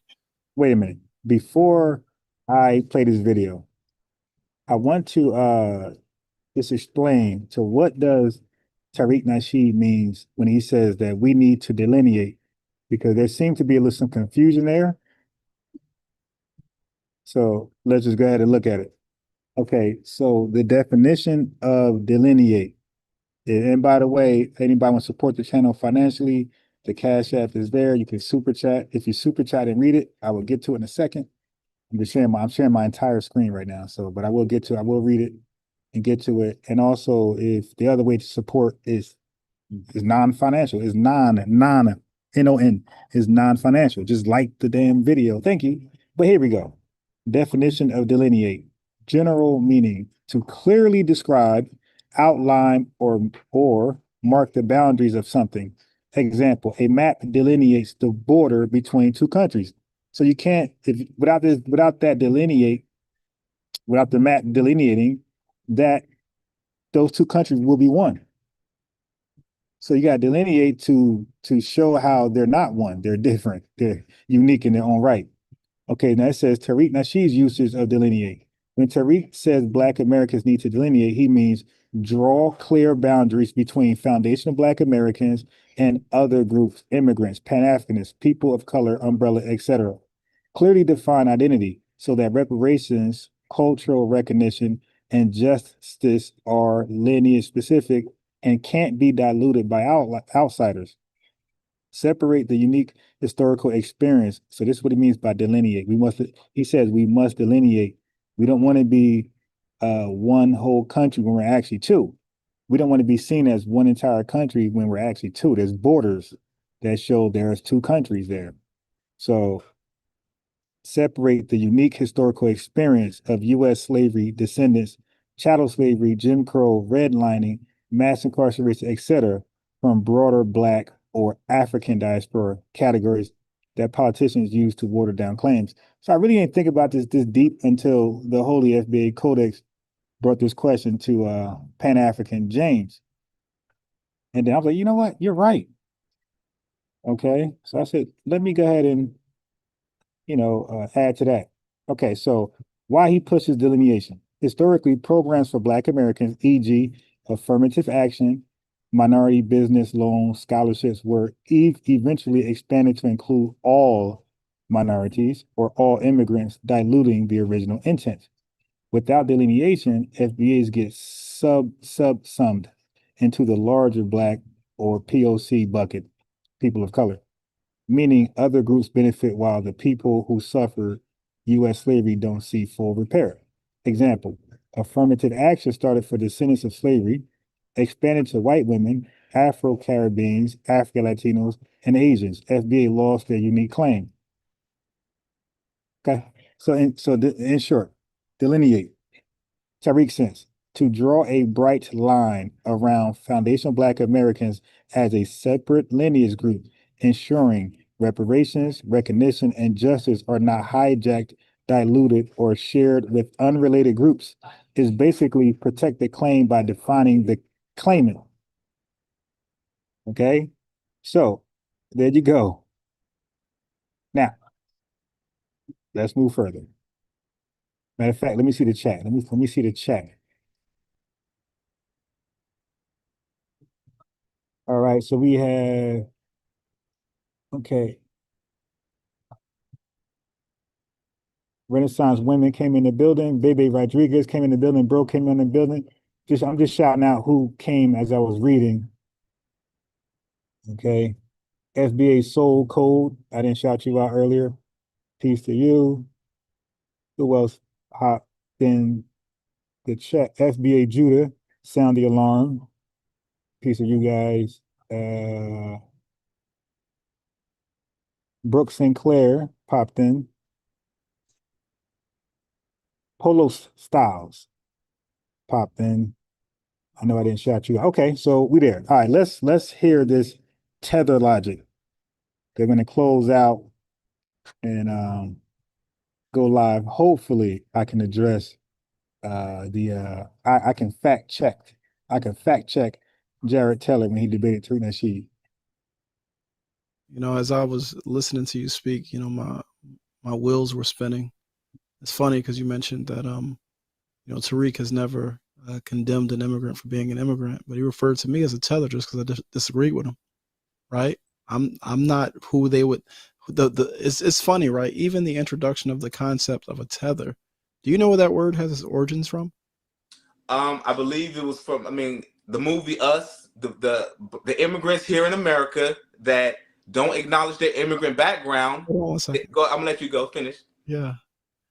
Prior to 2019, was that word used in popular Black American culture? No. What group of Americans was using that word prior to 2019? I have no idea. Okay. Well, so the word is a popular term around among white nationalist groups, particularly white nationalist groups who are anti-immigrant. So the fact that that term was picked up by Black Americans, right, and used against so-called the immigrant population, what occurred is, you know, you should go check out the essay that I did called "Does the ADOS and MAGA Convergence Signal Imminent Economic Collapse?" Because when we start to have economic anxiety, you start to look around and it's like, yo, who's eating my food? Especially when it's like, well, I'm getting looked over. I'm supposed to be getting these things, but I'm not getting them because there's this other group who the state prefers because this other group isn't as revolutionary and or rambunctious. So now the state is giving them my food and I'm starving. So now it's like, yo, y'all motherfucking enemies, y'all usurpers, y'all goddamn tethers. And that's the energy that is replete within the ADOS to the FBA movement from its very inception, right? People were talking about, well, why didn't just the ADOS people lock in with Cobra? Well, a clear line of distinction was around enemies, your identity. And Cobra was always clear that we are an African people, right? Our race is African, but our ethnic group, we're African Americans. They were always clear on that. And when you say that there's never been a moment of pride in being African American, I don't know where that comes from. Actually, I do know where it comes from. It comes from this long and dark night that we've been in as a group. Our decline culturally, politically, and ideologically has gotten us to this point where our youth are like dry plants. And when they get a little bit of water, they perk up. And I think that what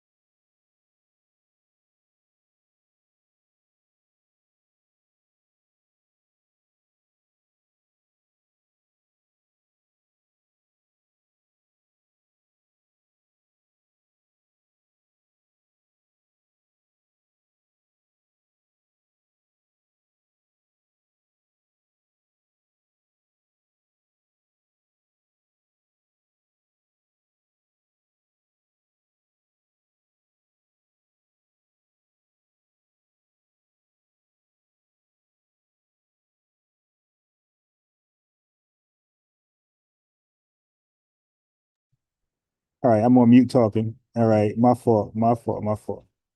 So look what he said. Look what he said, family. He said the word tether comes from white nationalists, anti-immigrant circles, and FBA's picked it up. That's what he said. So he's acting like the most influential people on earth are being influenced by the most non-influential people on earth, which are white nationalist people. They are just not, nothing about them is influential. They can't influence even themselves. All right. But somehow we're going to just pick up their stuff. All right. But this is, again, a reach. This is false origin claim. The slang tether, right, in our spaces, FBA spaces, it was popularized after Jordan Peele's 2019 film Us, okay, where the tether was doubling, or the doubles living underground, right? Okay, so yeah, Black Twitter and all type of social media spaces where we were picked it up, and we ran with that. Um, and we used it for our own purposes. We gave it its own definition, and there you go, right? So we redefined the word and the usage and the context. We said tether means to us, to us. It got nothing to do with immigration, your immigration status, nothing to do with immigration restriction.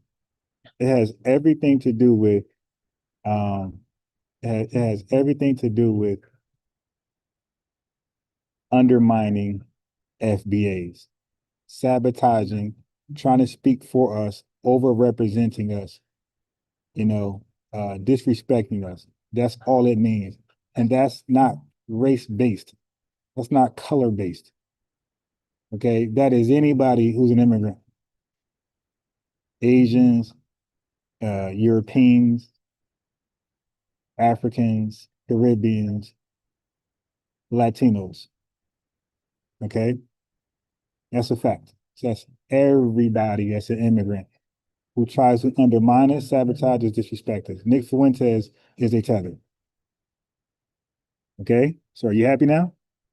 Uh, Nick Fuentes is a tether. Okay, so now with that being said, white nationalist use doesn't equate to our use.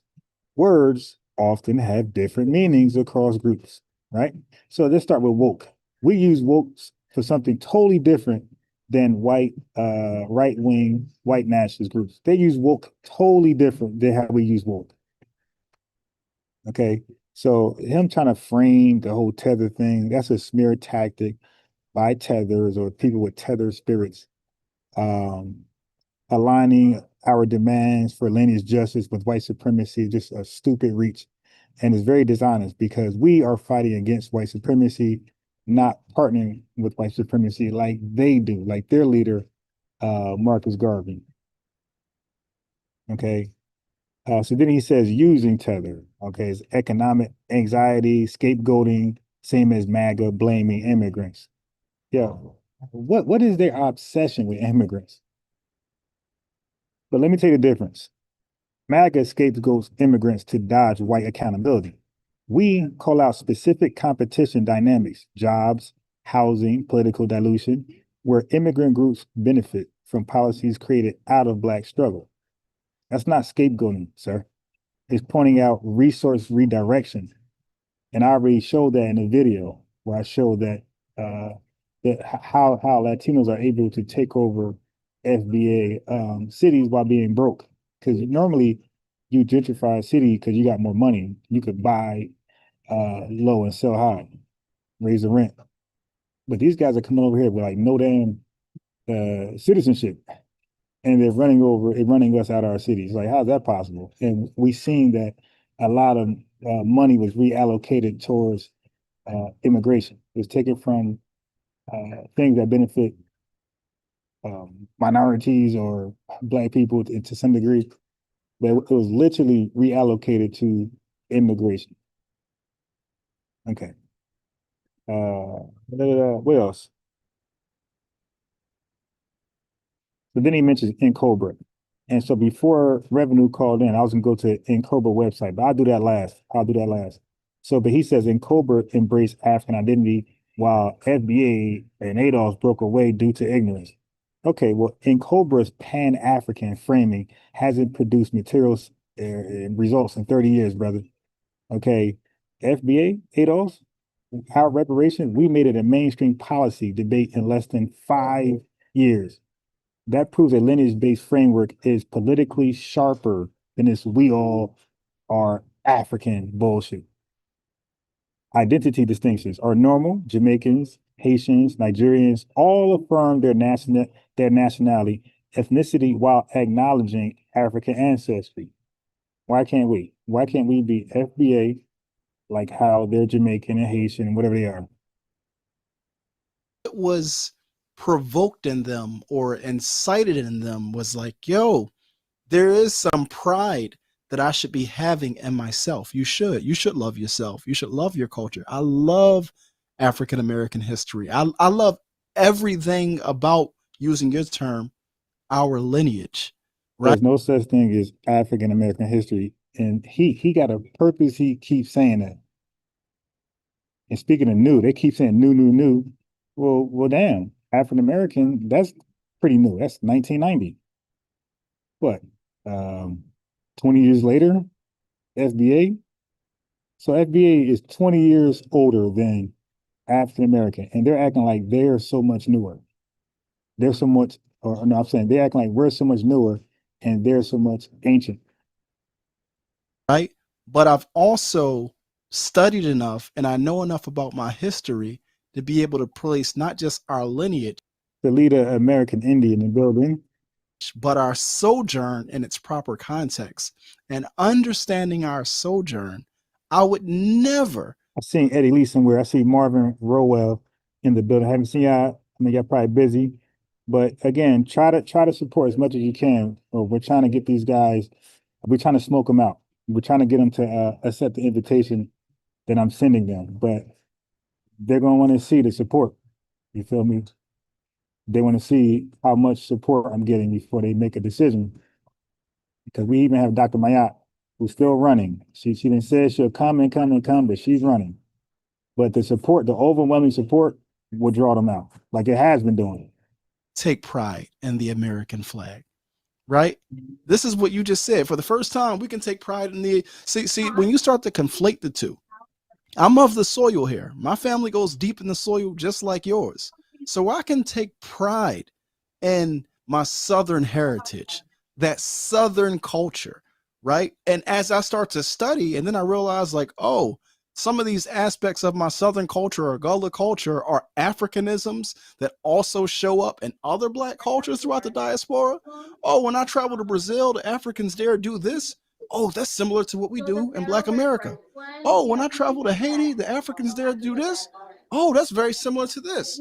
Oh, when I'm in Jamaica, the Africans there do that. Oh, and you start to see the commonalities and the connections. So although I have a love for the history and my heritage, I never confuse that with this colonial settler state of the United States of America, which enslaved my ancestors and which is at war with me to this day. This is why you're demanding reparations, because it's enslaved you and now it's economically choked you to the point that you can't survive. And because there's no food or no water coming, you're looking around, it's like, yo, I'm getting crowded out by all these other Black people that are showing up. All right, so let's address some of that hate. Y'all don't mind? Okay, so he's talking about pride and American, like he's complaining that we have pride in our Black American identity. Okay, he's confusing that with colonial America. But he's not really confusing it. He's trying to confuse it. He's trying to infuse it. I should say he's trying to infuse it with colonial America. He says he can love his Southern Gullah culture while rejecting the U.S. flag. Okay, whatever.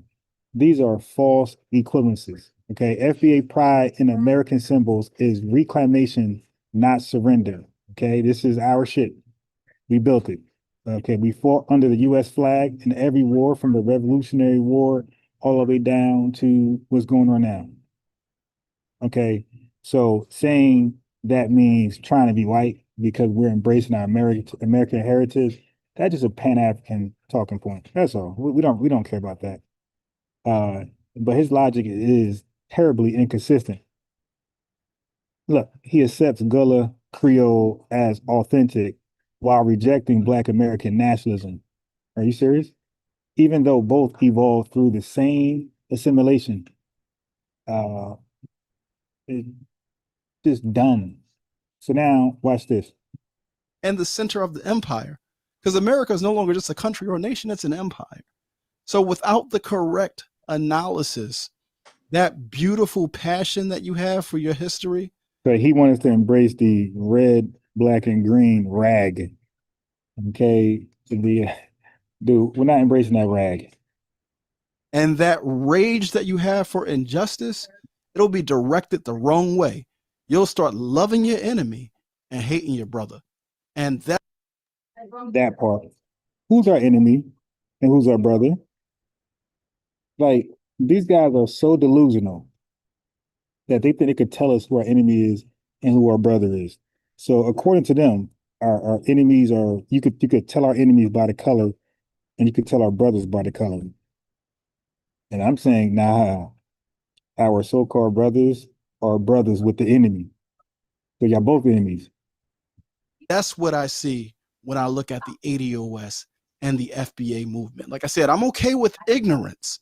I'm not okay with ignorage. I'm not okay with militarized ignorance. So I would just say, before you make statements like we've never had this level of pride before, if we didn't, then why is there an African American heritage flag? Yeah, no, wait. What did he say? We say, before you make statements like we've never had this level of pride before, if we didn't, then why is there an African American heritage flag? Hey, yo, why do you say African American heritage flag? I knew I caught that. Yeah, this dude's a damn liar. This dude said African American heritage flag. That is called the Black American heritage flag. Oh, no. That won't go fly. That won't fly past me. Family, it's called the Black American heritage flag. He just lied. He just called it the African American heritage flag. And the dude he's talking don't know any better. They don't know any better. The guy he's debating. Look, this is Wikipedia. It's the Black American heritage flag. Black American heritage flag. This ain't got anything to do with African. But he tried to well, it worked against this guy. Of pride before. If we didn't, then why is there an African American heritage flag? Did he just lie, family? He just said it was the African American heritage flag. And you know, he'll never accept my invitation, because I will call him on that. Okay. All right. Anyway, so he claims that we have animosity towards immigrants. Projection. We're loving our enemy. We're hating our brother. Okay, that's all the wrong framing. All right. Black Americans critique policy favoritism that benefits newcomers over descendants of slavery, fool. That's not hating brothers. It's demanding justice in our own country, right? Y'all Pan-Africanists, y'all often demand unity while ignoring the material competition and anti-FBA rhetoric from some immigrant groups. Unity without reciprocity equals exploitation. And we're not gonna let y'all keep exploiting us. It's not gonna happen. Do people create flags for themselves that don't have pride? Maybe just say that you were not familiar with the pride and you weren't familiar with it. And you know what? How would you be? You were disconnected from it. Well, right? So he's one of those fake intelligent tethers. That doesn't work, man. You can't lie and win a debate or a conversation. That doesn't work. When we fell from that political equinox, when after the counterintelligence program and after heroin and crack and mass incarceration and miseducation in these colonial schools, how could you know your history, even your history here on this land, if you didn't go back to get it? The cultural superpower. I mean, and you know, I appreciate everything you said. Hold on. I see somebody new in here. I see somebody new. Okay, hold on. Let me slow this chat down.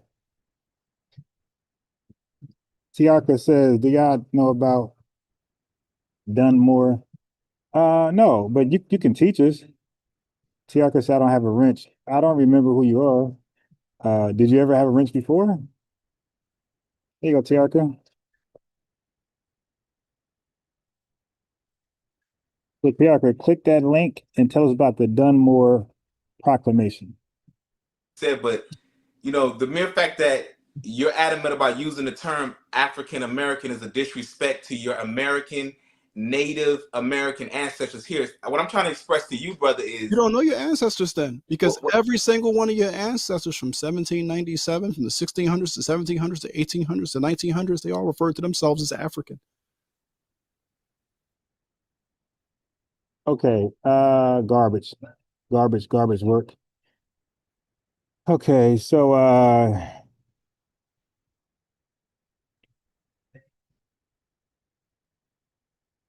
let me see. So he said all of our ancestors from the 1600s to the 1900s called themselves African, therefore rejected African as betrayal. Now you know he's lying. You know he's lying. You know he'll never, ever, ever call him with that lie. You know, family. Y'all know he won't call in here saying that bullshit.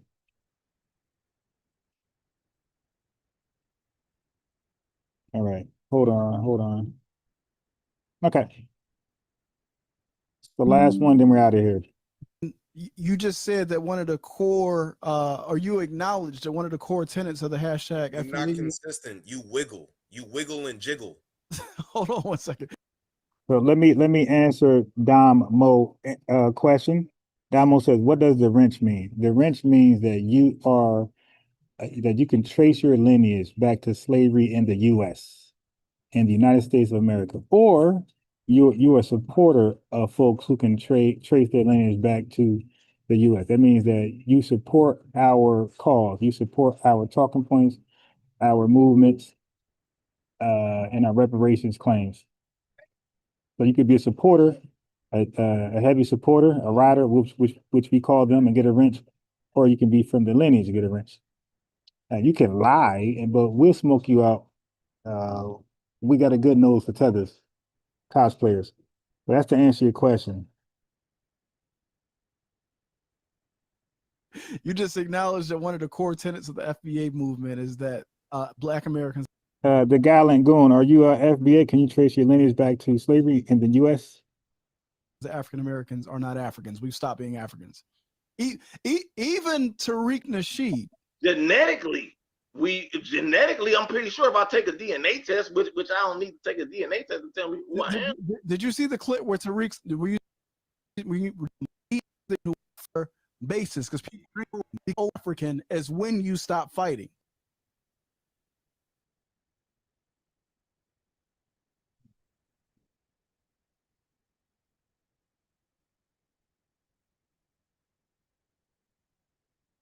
Tiarka Curry, you're on. You can unmute your mic.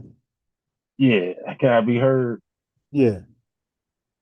Okay, yeah. The Dunmore Proclamation was when the British was still they were still in skirmishes with the early colonists, and this was around 1778 when a British commander with the last name of Dunmore issued a proclamation for Black people to come fight for the British Army. And a lot of them did.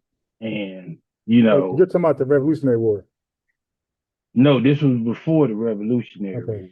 This was right after the end of, this was right after 1776 when the colonies started gaining their independence. This was around 1778. And this was afterwards. The British were still fighting on it. And this was particularly issued around the Chesapeake Bay. And I think I'm familiar a little bit, but go ahead. Yeah. So what this guy?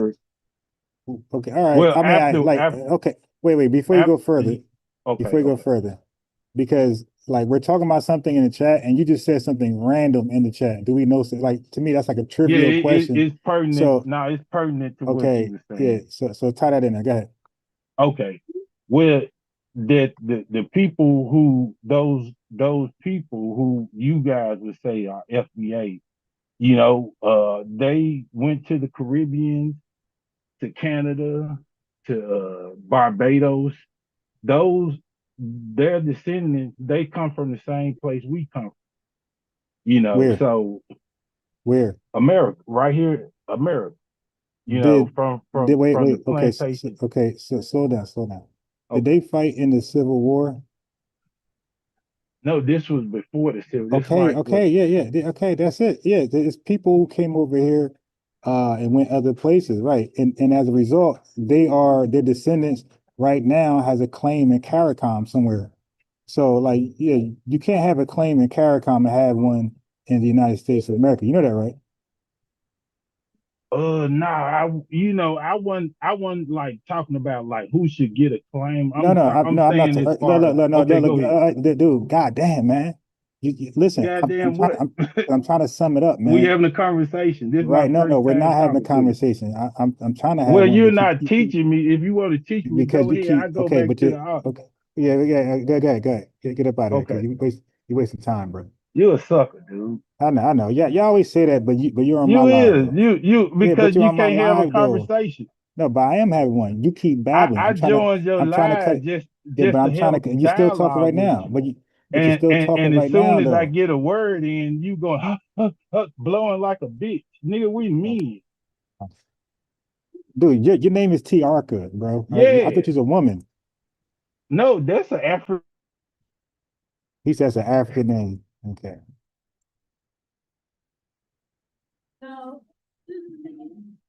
He's calling me the B, but he has a woman name. Now I'm trying to stop him short because I know where he's going. Oh, these folks were in America and then they went to one of these Caribbean islands or back to the continent. I said exactly. And they had an ethnogenesis with those people and they have an identity. So they're either Barbadian, they're Jamaican, they're Haitian, or they're somewhere in Africa and they have a claim to something. But you can't be native to America and native to Jamaica or uh, Nigeria. Like you're either at this point you're either Jamaican, you're either Nigerian, or you're foundation Black American or somewhere else. Yeah, so damn, bro, it wasn't that hard. I'm trying to slow him down, Kai. He's gonna babble, and he don't want to be challenged. Okay, so there you go, buddy.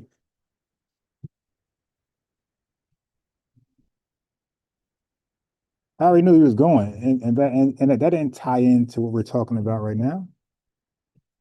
Just random information. It's like very trivial. Did me wrong. And when you stop fighting, Peace to the gallant goon.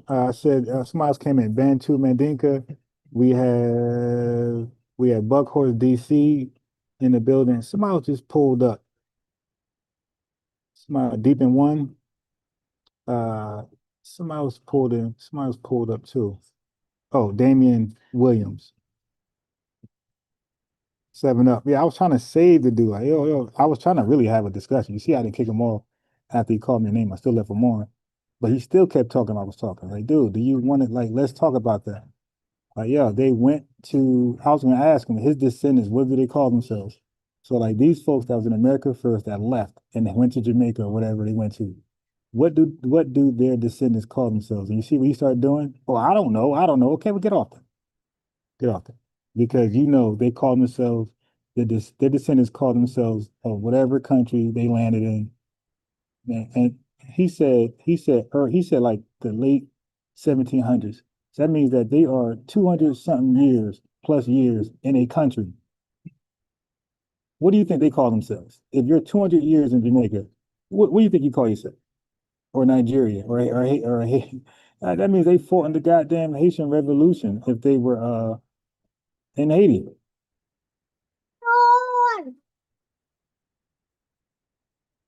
is when you become a slave. Does that make sense? Mildred. No, but go ahead. Taya. But go for it. All right. So Taya said they always try to beat your ears down into submission by babbling on and on. Yeah, I'm trying to slow the guy down. Like, you see, I got him with, hey, they went back, they left America. Did they fight in the Civil War? No. So how the hell are they FBA?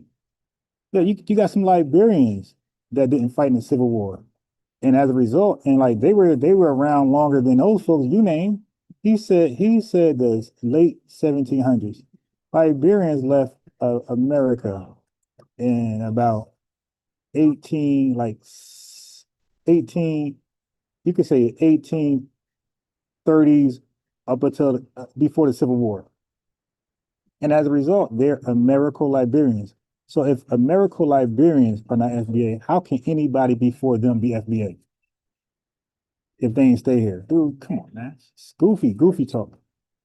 Oh, I mentioned RA Chicago FBA. I know I seen you in the building. Peace.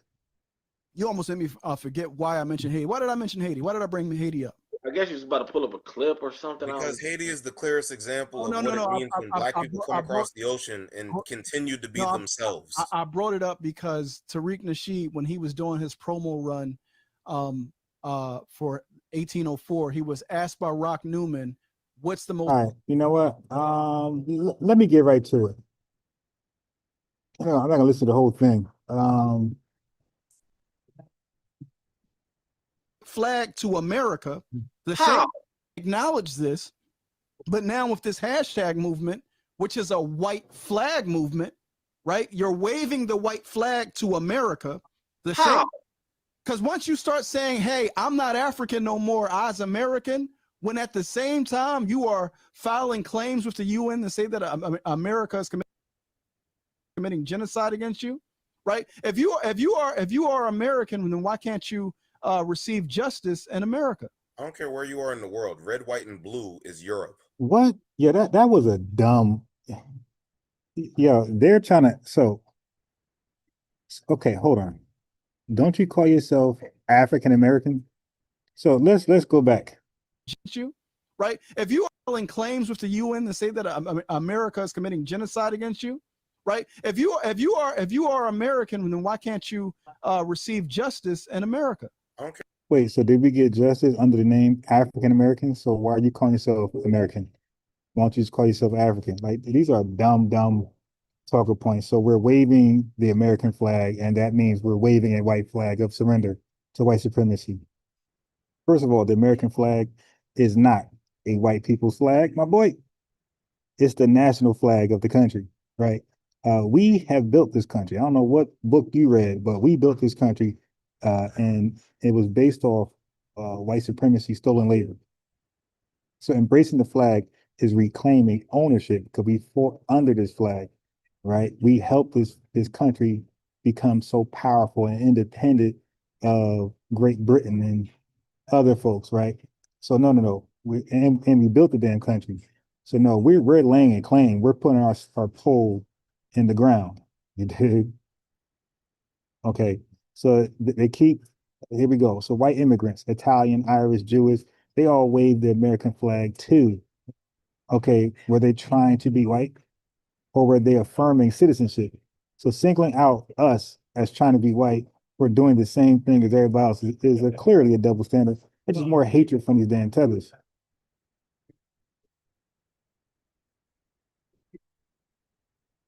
Wait. Go back to PlayStation. Yo, wait. I don't even own a PlayStation. What are you talking about? Yo, hold on, both of y'all. Can y'all just respect my platform? You go back to Africa. You go back to Africa. Oh, Brother Vovo, hold on. Let me mute both of y'all real quick. Okay, so we got Taz Cole, the CEO in the building. Peace to you. Brother Vovo, let me mute you. We got Reginald Patterson in the building. I'm gonna give Reginald Patterson a lineage wrench. Make your mind, like the video, subscribe, hit the notification bell. And everybody ain't subscribed. I'm sorry, everybody ain't liked the video as they should. Last time I checked. Oh no, yes you did. Okay, so anybody who came in new, right? That appreciate the content, that plan on coming back to my live tonight, which I'm gonna do, which I hope to do a live fact checking fact checking. Jared Taylor, as he debates Tariq Nasheed. All right. Yeah. So Don Mo, I'm lost. I'm too new to the channel and came in late. This about African brother. Damo, you gotta read the title. Okay. So if you don't know what the FBA is, you're gonna be lost. If you don't know what a tether is, you're gonna be lost. And I can't I can't define those things for you. So yeah, if you don't know what the FBA is or a tether is, you're gonna be lost in the entire stream. So all you gotta know now is that we, as FBA, that stands for Foundational Black Americans. The foundational part, you can't forget. That means we founded the country, we helped build the country, and our labor, our intelligence, our innovations, our inventions, all this stuff helped to make the country great. And even our influence and all those things help make this country a superpower. All right. We don't adopt the Pan-Africanist model, Damo. We don't believe in that global empowerment, global unity is first and foremost. We believe that maybe on the back end sometime we might entertain that. But right now we're focused on things in this country alone, events in this country alone. All right. That's it. Like we're just putting ourselves first, like everybody else put themselves first. We're doing the same thing. So this, which I'm reviewing right now, I'm reviewing a bunch of Pan-Africanists criticizes FBA guy. Okay, they're trying to act like the FBA narrative is foolish. So what I'm doing is I'm reviewing, debunking, and showing how it's not foolish. It makes absolute sense. They are foolish and they are haters of foundational Black Americans. Snatch Adam 69, $5 super chat, and the lineage love, right? Says what benefits to the indigenous copper skinned people as African American brought. Right. And then also, Damo, there's a super chat right there that works.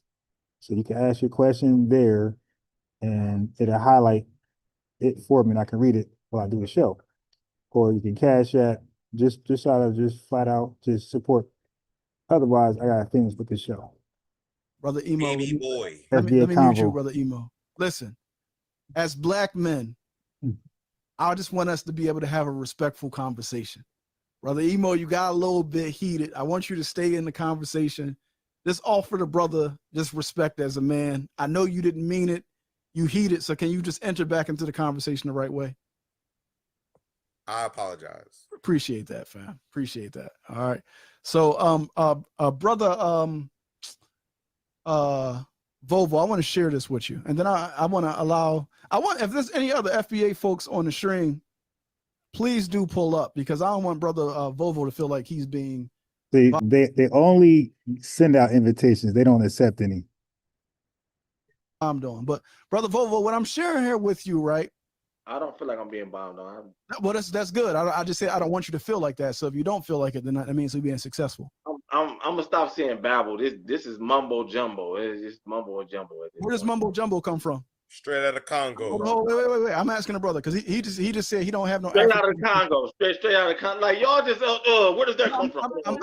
I'm asking you because you just used the term. You've been making the argument all night that you have no African pretensions. Where does mumbo jumbo? I don't know, bro. I don't know why y'all trying to crowbar everything in. You just used the word mumbo jumbo. Where did it come from? Mumbo jumbo. Yes, mumbo jumbo. Yeah. Where does it come from? It's straight out of Congo. That's what Brad just said. I don't know. I don't know, but you know what I mean.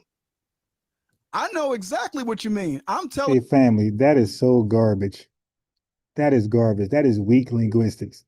Okay, languages borrow words across cultures all the time. So using mumbo jumbo doesn't make someone African or Pan-Africanist any more than saying kindergarten makes you German. So we can't say kindergarten. We can't say fiance. Like, stop, bro.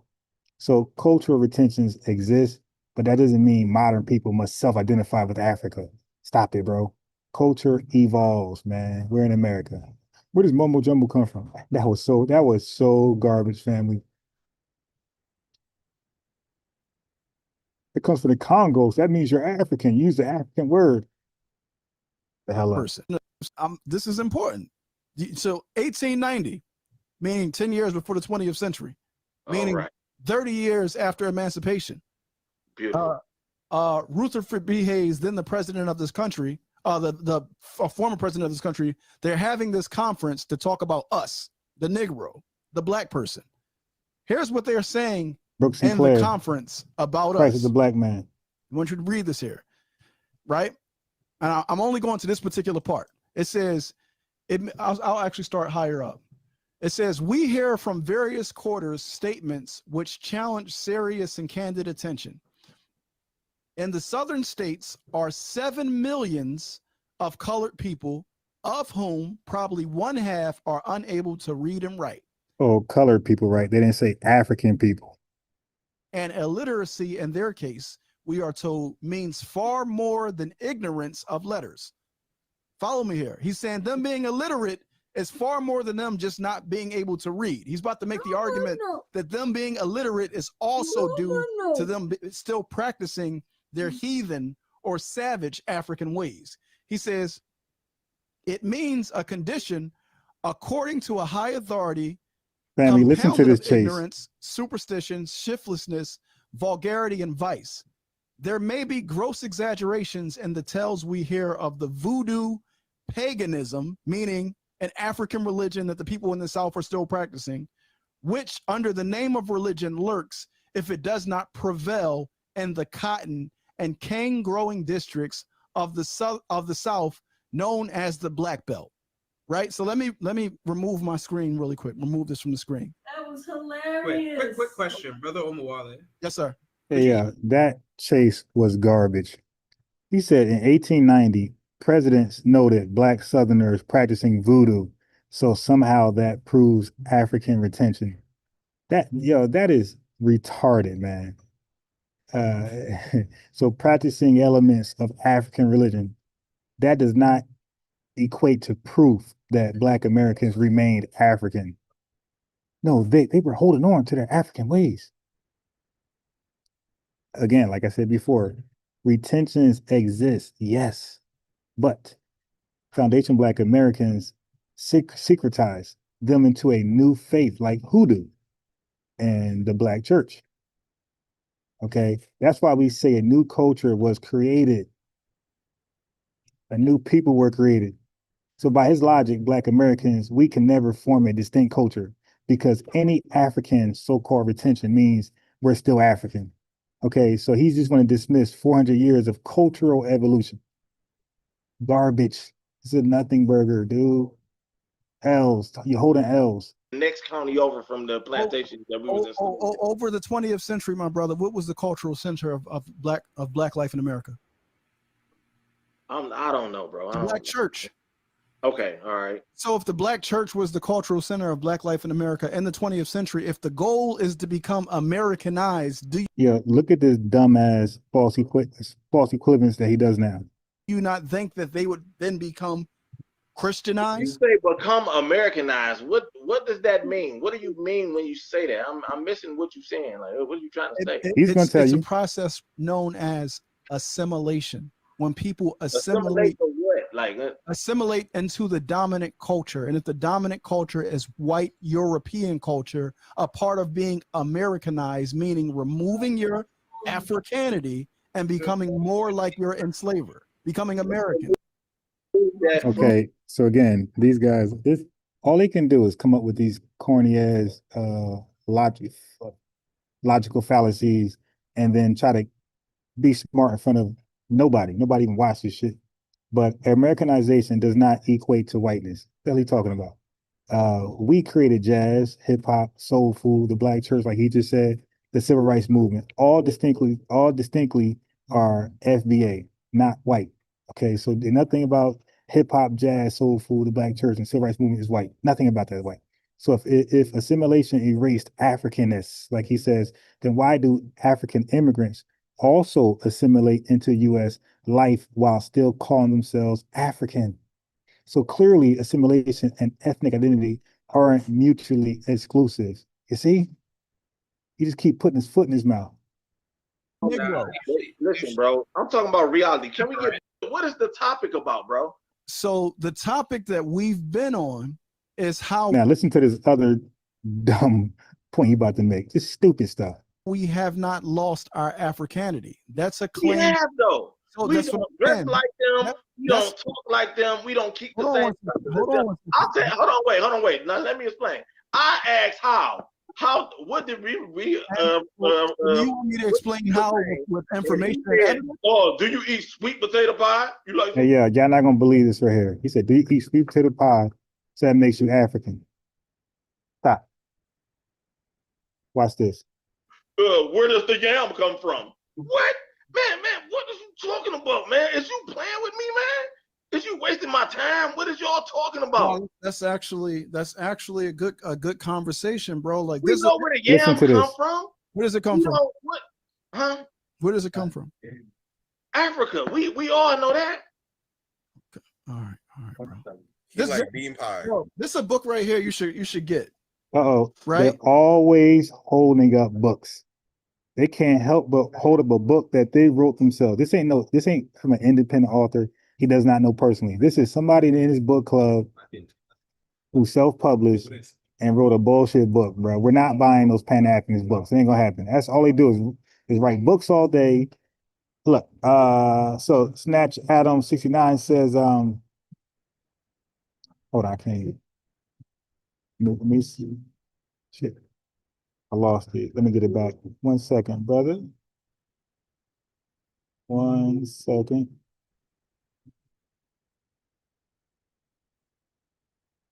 Okay, I see it. So Snatch Adam 69 says, wait, I can't call myself an American without being a sellout. But if a white man calls me African, I'm African. These people are goofy as fuck, right? Their logic is stupid and they're just chasing. Listen to this. It's called In the Shadow of Slavery. Just go look for that on Amazon. You read all the books, bro. We know this is super. You got a book for everything, bro. Huh? No, listen, bro. I told you so even he knows. Yeah, y'all got a book for everything.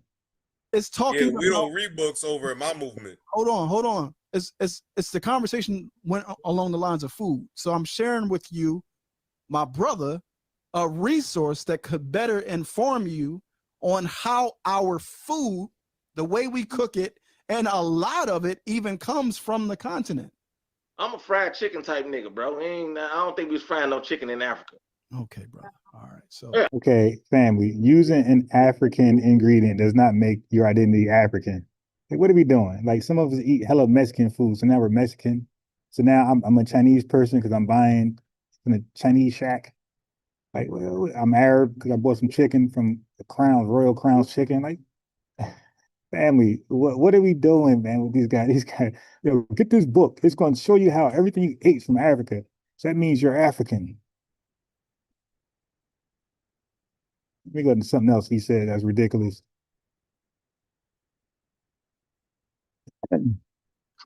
So, brother Vovo, do you see this on the stream? I don't know. I'm trying to read it on my TV. I got it on my TV too, but it's a lag. Let me see. Do you see the names that are on the stream? Okay. Yeah. I can see it. Yeah. You familiar with any of those names? No. Okay. So these are notable who you would refer to as FBA, Foundational Black Americans, but they all would refer to themselves as Africans. But these are notable FBAs during the 19th century, and their documentation and writing about who they are and who our people were. So starting in 1797, which is the end of lineage, bro. What's your lineage? What was that? What's your lineage? I told you, brother, I'm African American. My family on my patrilineal side goes down to Lone County, Georgia. My family matrilineal side goes down to Alabama. Yeah, but he doesn't believe you because of the my patrilineal. But he doesn't believe you because of the glazing, man. It's the glazing. So you keep asking me what's my lineage? Because it's the glazing, bro. I'm just curious because it do matter. No, that do matter. Is that a response to me sharing? No, I'm just wondering. Huh? Go. It's already been answered. Yeah, I'm sharing information with you about our common. No, I'm just wondering. I'm just asking, but go ahead. Okay. So all of the folks here, Prince Hall, David Walker, Martin Delaney, the Fugitive Slave Convention, which is an incredibly important piece of history, and W.E.B. Du Bois. All of them. I'm not going to read all of this documentation because, like I said, I put it in the slide. But yeah, do not read it, okay? Because the majority of people in America, without even close, and there's no close percentage. Like I could say, damn near all of us, 90 high. If I was given percentage, high 90s. Nobody ever called themselves African as a collective until never really. And the only time we embraced it somewhat, it was in 1990 with Jesse Jackson, because it was on forms. You had no choice. You had to fill out African American if you wanted that job, or if you wanted to get some type of service, or order something. I'm guessing, I don't know, but you were forced to. There was no other option besides African American.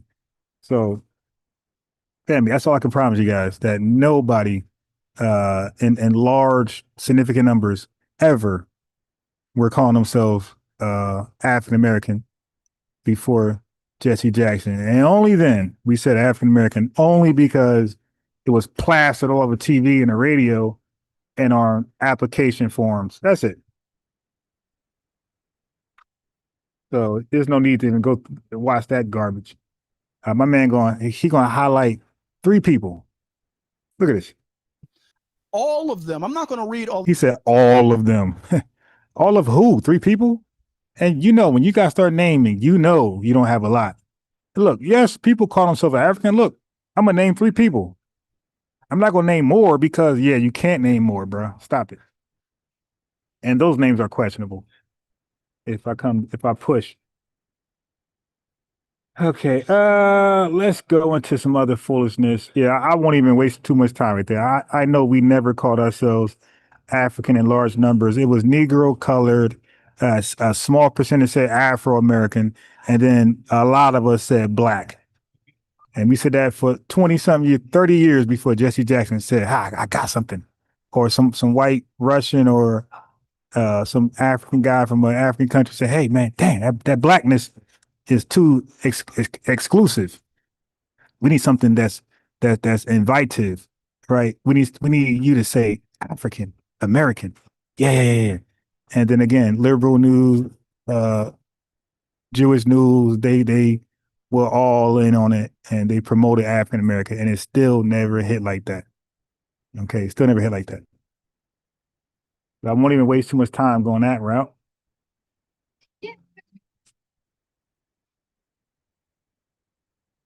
Let me go to the next dumb claim. It wants us away from your side that you may be contented, but we will remain by your side to keep you and make you more discontented. It wants us away from your side to end that your unsecured and conscious helplessness may make you easier and surer prey for your oppressors. But we will remain by your side to sympathize with you and cheer you. Anyway, I'm gonna stop right there because I'm out in public. I'm about to leave here, get some lunch, play some basketball with the youth, and I got a bunch of tethers near me right now. So let me get up out of here. But yeah, man, make sure you subscribe if you're new. You want to check out the live later on. So make sure you subscribe if you're new, and like the video. You can support by liking the video, super chatting, and the Cash App. Those are 3 ways to support. And the 4th way is pull up. When I'm live, make sure y'all show up in strong numbers. You dig? I hope y'all appreciate this entire live. I'm out. Wait, hold on. Before I get out. Intuitively Wise is in the building. I am Key Era's in the building. Okay. Sincerely yours. Before I leave. Hold on. Before I leave. Hold on. Make sure I ain't miss anybody that just pulled up. Okay, so everybody's in the building. Okay, cool. Yeah, so thank you, everybody. I'll be live later. Like I said, 4 ways to support. Like the video, Cash App, Super Chat, and the best way to like is to support when I'm live. to actually be in attendance. You feel me? Strong numbers for a strong lineage. Yo, we out, man. Appreciate you.